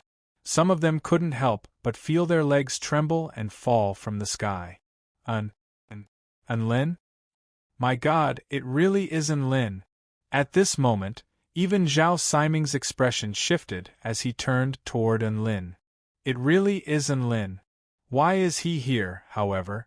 Contrary to what Enlin had imagined, everyone seemed to be even more enraged at the sight of Enlin. Who would have thought that Sun Yulua would be able to hook up with Enlin? Tui. The sect leader shouldn't have allowed that piece of trash to remain in the sect. Is he here with Enlin to mock us? What a detestable man! Enlin was instantly astonished. What's with all this hatred? It was as if he and Sun Yulua had made some sort of secret deal. "Little son, you have to explain what's going on," Enlin said. A wry smile appeared on Sun Yulua's face upon hearing this. "Our Heavenly Sword sect held a sword heart demonstration event not long ago, and all of our disciples were required to state which sword immortal they admired the most. Most of the disciples chose sect master Lu Mingxian or the Grand Elder, but I'm different. I chose you." He turned to Enlin as he spoke. Enlin was rooted to the spot, and even Dubai was completely dumbstruck. That explained why the disciples of the Heavenly Sword sect were so hostile towards Sun Yulu. Lu Mingxian had been kicked out of the 4-9 Immortal sect, and that was huge news across the entire kingdom of the 9 state. Wasn't he insane to say something like that in the Heavenly Sword sect? It was already a miracle that Lu Mingxian hadn't slain Sun Yulu. As such, Sun Yulu wasn't just sucking up to Enlin when he said that he admired the most sword immortal. It wouldn't be an exaggeration to say that he was a hardcore fan. Are you trying to get yourself killed by doing this in the sect? Can't you just brush them off a little? Enlin took a deep breath. Sun Yulua immediately shook his head with a serious expression. The Sword Heart demonstration event is the heart of the Sword Tao. If I were to say something that goes against my heart, my sword heart would be obscured. I will say whatever I want to say and not go against my heart. That's what I stand for. Anlin and Dabai were filled with deep veneration. They were paying their respects to the #1 warrior of the Heavenly Sword sect, Sun Yulua. The 6 Heavenly Sword sect cultivators were both enraged and cautious upon seeing Anlin's arrival. If it weren't for the fact that they knew of Anlin's terrifying combat prowess, they would most likely have already engaged him in battle. Anlin naturally wasn't going to bully his juniors. They were only a return to Void Initial Stage Cultivator and 5 Soul Formation Stage Cultivators, so they were all weaklings. As long as they didn't piss him off, he was quite willing to negotiate with them. That Anlin is just standing there silently. He's clearly waiting for us to make a fool out of ourselves. Not only that, but we have to be careful in case he suddenly attacks us. He really is just as arrogant and shameless as the rumors say, all of the cultivators discussed among themselves in low voices with rage. Anlin, all right, he had initially wanted to help them. Now, he was just going to watch them make a fool out of themselves. Chapter 12:26. Anlin rode atop Dabai and stood silently in midair, observing the situation unfolding before his eyes. All of the other cultivators were doing their best to keep the Sea of Flowers at bay. As soon as they moved, the Sea of Flowers would become even more ferocious. Sun Yulua didn't make much of a difference after joining the battle against the Sea of Flowers. This Anlin sure is shameless. He hides behind us and enjoys our protection, but he never takes the initiative to fight. The woman by the name of Xue Shan spoke with displeasure as she waved her longsword through the air to freeze the oncoming crimson humanoids. All of the other cultivators were also enraged, but they couldn't bring themselves to lash out at Anlin, so they could only turn their furious gazes toward Sun Yulua. All of the other cultivators were also enraged, but they couldn't bring themselves to lash out at Anlin, so they could only turn their furious gazes toward Sun Yulua. Sun Yulua's expression was quite dejected. However, he didn't say anything and continued to help everyone keep the Sea of Flowers at bay.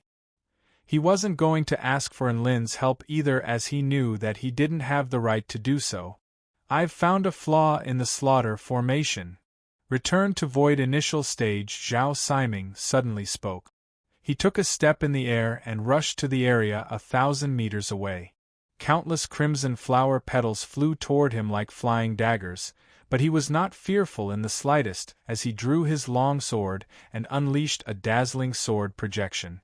The sword projection sliced through the crimson flower petals and tore a trench several kilometers in length into the Sea of Flowers.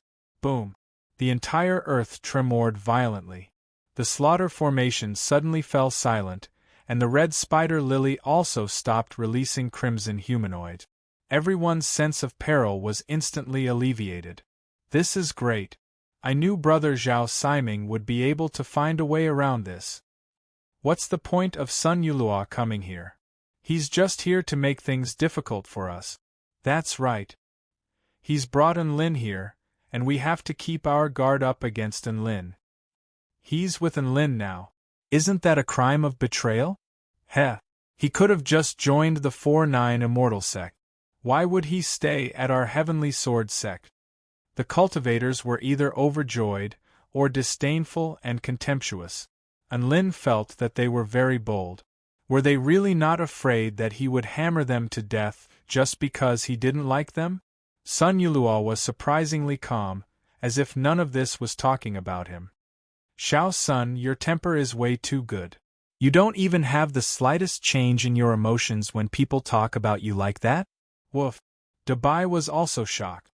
A faint smile appeared on Sun Yulua's face. What other people think of me doesn't affect my ability to eat, sleep, or practice my swordsmanship.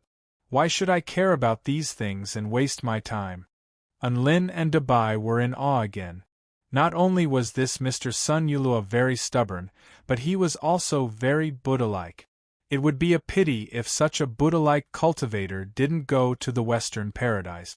Zhao Siming shot a cold glance at Sun Yulua before instructing the other 5 disciples. The danger in the formation has been eliminated. Let's get out of here as soon as possible. Yes, senior disciple brother. The 5 disciples replied in unison. And Lin couldn't help but chuckle. Is the danger really gone? Everyone ignored Enlin and turned to look at Zhao Siming.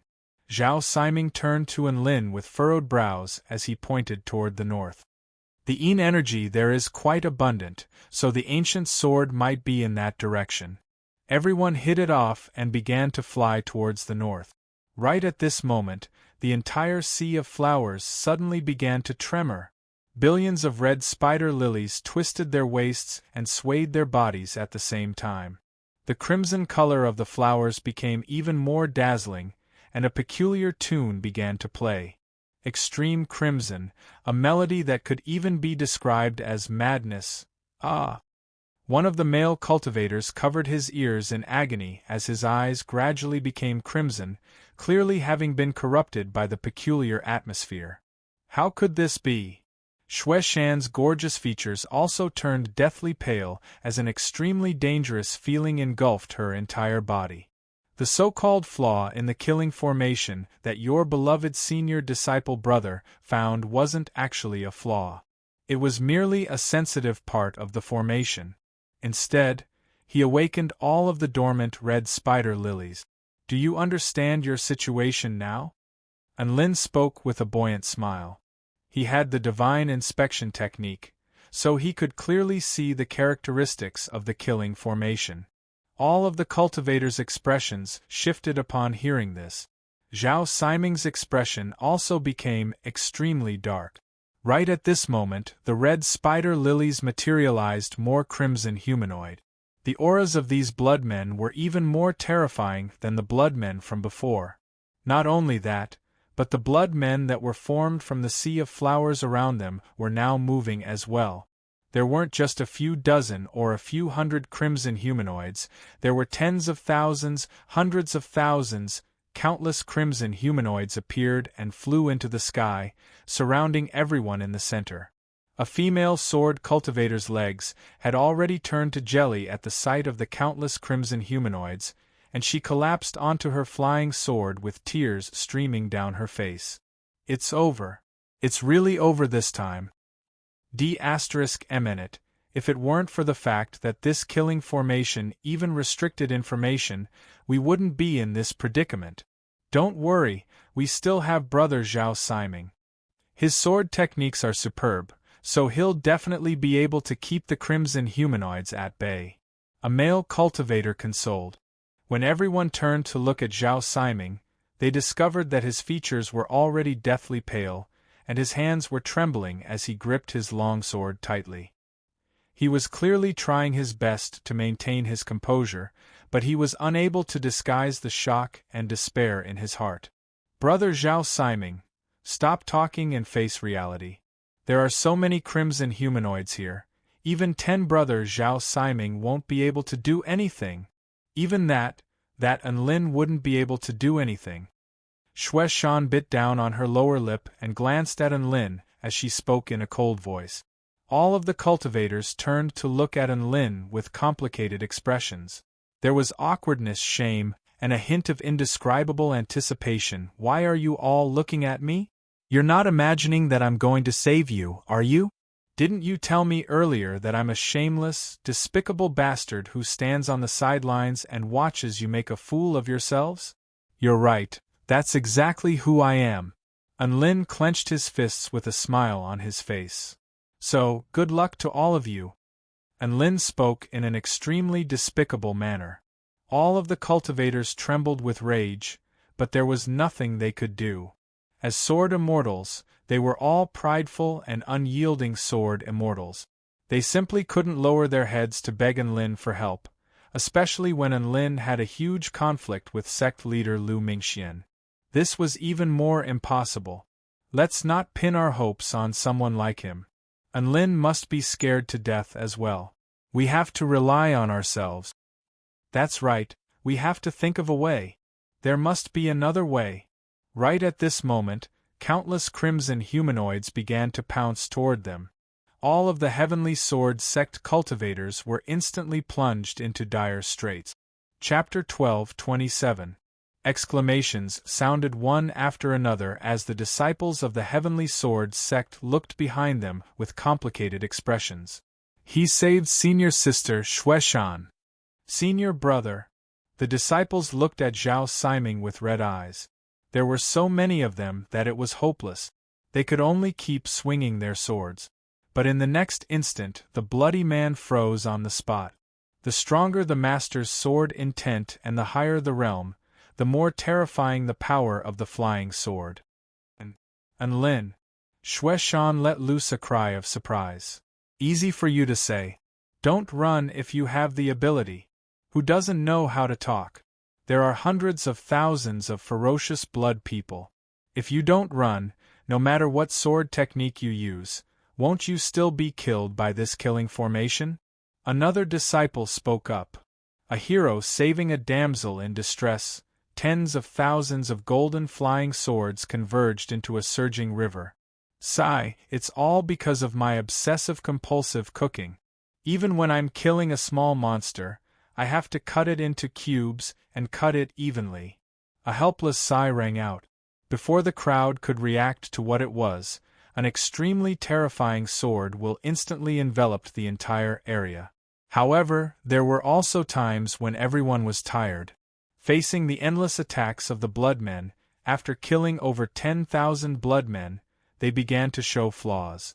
Just as Shueshan was trying to figure out what was going on, the Crimson Man suddenly split open, and his body was sliced into over 1,000 extremely well-proportioned pieces before scattering down from the sky. The terror of this killing formation already far exceeded their imaginations. This was the only thought in her heart. It was also at this moment that Zhao Siming suddenly slit open his own wrist. Blood dripped onto the blade of his sword, and the sword intent soared into the sky as his aura skyrocketed to the return to void intermediate stage. The bloody men were still pouncing at them, but before they could get close, they were strangely divided into thousands of pieces, none of them able to get close to them. Sun Yulua was once again excluded by the Heavenly Sword sect disciples, but he was still slaying the crimson figures with all his might while looking for opportunities to destroy the red spider lilies down below. Without any hesitation, the 5 disciples flew towards the passageway that the sword light had passed through. Even Enlin couldn't help but look up to Zhao Siming. "It's over, senior sister Shueshan." A disciple cried out in alarm. Zhao Siming used a secret technique to increase his cultivation and opened a path for everyone. This place was the closest to the periphery of the blood array, so it was the best escape route. Although the sword formation was very powerful and could temporarily block the attacks of the Bloodmen, it was not able to withstand the attacks of the Bloodmen. Form the sword formation. All right, I'll show you what a true sword immortal is like. Enlin laughed heartily as he took out a blue necklace from his storage ring and tossed it into the air. This was a dangerous move. If they couldn't find a way to break the formation, they could only risk their lives and forcibly leave the formation. Yuan Tian. It was hard to say whether they could successfully escape. Should they face them head-on? He must be tired of living for too long. With the blood-stained sword in hand, he slashed at the place where Enlin had come from. "What are you doing? Why don't you escape with them?" Zhao Siming suddenly shouted. Sword chi filled the sky, flying swords forming a sea. In an instant, densely packed golden flying swords leaped out of the blue hole. But now, from the blue hole, what they felt was an entire ocean. The crimson figures were extremely ferocious, and even though the sword formation was extremely powerful, they continued to attack the sword formation. "Stop running. As sword immortals, you should press forward and never retreat." Enlin's indifferent voice sounded. The 6 sword cultivators stood in a special formation, and a peculiar sword formation began to take shape. A male cultivator's abdomen was torn open by a crimson figure, and blood splattered through the air. Sword burial necklace, an offensive weapon forged with sword intent stars as its core. It can absorb dead flying swords into the necklace and release them after storing energy. An extremely powerful sword projection pierced through the sky, slicing all of the crimson figures within a radius of over 10,000 meters into crimson mist. A temporary safe path appeared in front of everyone. An endless stream of crimson figures surged toward them with a dangerous aura. They're not dead? Xue Shan's expression shifted. If the sword projections they had unleashed earlier were a drop of water, then, Unlin has made his move. A disciple said angrily, "Don't run? If you can't beat them, why don't you run? Are you going to die?" As Unlin's voice fell, the blue necklace transformed into a blue hole. They were going to die in this terrifying place. He sat on Dabai's back, resting his chin on his hand as he looked at the struggling Heavenly Sword sect cultivators. "Don't worry about me, I can protect myself." Sun Yulua also stayed behind to clear a path for his fellow sect members. Zhao Siming let loose a loud roar. Xue Shan let loose a muffled groan, but she still persevered. The red spider lilies on the ground began to dance even more violently as the crimson figures pounced toward them with even more ferocity. This was a bloodthirsty place, and any living being that tried to escape would be attacked even more ferociously. In less than a minute, all of the 6 cultivators had been wounded aside from the return to void stage Zhao Siming. Sun Yulua had also sustained quite a few injuries, but he was still persevering. A dozen or so crimson figures pounced toward the tall and slender woman at the same time, and they were so fast that they were like a series of red afterimages. Ah! However, one of the crimson figures was suddenly struck by a sword, and it let loose a sharp wail. Meanwhile, Unlin had unleashed his holy vermilion flame to protect himself, and the crimson figures that were pouncing toward him were all reduced to wisps of smoke before they even got within 100 meters of him. A series of surging rivers converged to form a boundless golden ocean. She could see that the crimson figure had a strange suit of armor around its body, and her sword was only able to inflict a small gash on the armor, but it was unable to kill the crimson figure.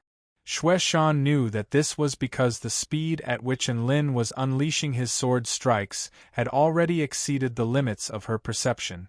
Xue Shan's expression shifted slightly, and she slashed a dazzling net of swords through the air, slicing the crimson figures into several pieces. "Run! I'll cover you!" Zhao Siming roared. Not long after that, another crimson figure pierced through the layers of sword projections before slashing a ghastly gash into Xue Shan's long, fair leg. A male figure had appeared before her. It was none other than Enlin. The situation had become extremely perilous, and even Zhao Siming had been injured in the process of trying to buy time for the other disciples to escape. All of the Heavenly Sword sect cultivators fled for their lives with all their might. There are too many crimson figures to kill? Forgive me for being blunt, but all of the crimson figures here aren't even enough for me to kill with a single strike.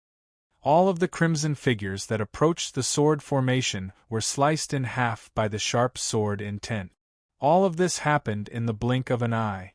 There were currently over 10 million death swords within the sword burial chain, and each and every one of them had been nourished by Enlin's sword intent as well as his divine weapon origin chi, thereby turning them into pure gold. The crimson figures cackled soundlessly as their hands transformed into scythes that descended mercilessly. Xue Shan's eyes widened in that instant, and she didn't even have time to evade. There was no end in sight to the crimson figures, and the rich blood energy and death energy in the air made it difficult to breathe. Chapter 12:28. All of the Heavenly Sword sect disciples stared at this astonishing scene. The golden flying swords descended like a sea of light, slicing through the air toward the powerful crimson figures down below. These flying swords were imbued with divine weapon origin energy, and they were able to slice the crimson figures in half with ease. There were indeed many crimson figures, but the number of golden flying swords struck despair into the hearts of the crimson figures. All of the crimson figures were sliced into pieces by the golden flying swords before being engulfed by the boundless golden flying swords. Not only that, but the flying swords also descended upon the earth, pulverizing all of the red spider lilies on the ground below. Boom! The earth tremored violently. The Heavenly Sword sect disciples felt as if they could see a vast expanse of golden light falling from the sky, engulfing the crimson figures and crushing the crimson flowers before transforming the earth into a sea of golden swords. Crack! An explosive sound erupted throughout heaven and earth, as if something had completely shattered. Zhao Siming's pupils contracted. Unlin broke through the sea of flowers, killing formation with such brute force. What kind of terrifying power is this? He didn't need to study the veined patterns or flaws of the formation. He had used absolute power to break through this terrifying natural killing formation. The boundless earth below was riddled with ravines torn open by sword chi, and it had completely changed. The flying swords began to fly back into the blue spatial hole. The spatial hole twisted and warped before reverting back into a blue necklace. How weak! Unlin shook his head and stowed the necklace away before turning to everyone else. He discovered that all of the Heavenly Sword sect disciples were looking at him with astonishment on their faces, as if they had yet to recover from what they had just witnessed. So powerful! Xue Shan couldn't help but mutter. The disciple who had said that Unlin would be killed by the formation even if he didn't run away was so ashamed that he didn't even dare to look Unlin in the eye. He wanted nothing more than to find a hole to crawl into. As for all of the other disciples, their expressions were extremely complex. There were expressions of shame, admiration, and gratitude. After all, Unlin had just saved their lives no matter what. "Thank you," a disciple said softly. A faint smile appeared on Unlin's face, and no one knew whether he had heard this or not. He turned to the blood-stained Sun Yulua and tossed a high-rank spirit pill at him with a smile. "Hey, stop spacing out. Your performance just now wasn't bad. Even if your fellow disciples insulted you and looked down on you, you still dared to face the terrifying blood-covered figures and created a path for them to live. This spirit pill is your reward." Only then did Sun Yulua come to his senses, and he accepted the spirit pill before looking at Unlin with a scorching expression. "Sword Immortal Unlin, you were so cool just then." He admired Unlin very much, but when he saw Unlin in action, he deeply understood that his previous admiration was not wrong. As expected of that pretentious Unlin. "Is this the Sword Immortal that Sun Yulua admires the most?" Zhao Siming murmured. "Aside from sect leader Lu Mingxian, there's probably no one in the Heavenly Sword sect who can match up to such pure and profound sword intent." He could sense something extraordinary from the divine weapon origin energy. All of the Heavenly Sword sect disciples were still rooted to the spot, at a complete loss for what to do. There was a hint of shame in their eyes as they looked at Unlin, and they were even more ashamed of themselves as they looked at Sun Yulua. They looked down on Sun Yulua because the person he admired was Unlin, and they had even insulted him. However, Sun Yulua had risked his life to save them in their time of peril.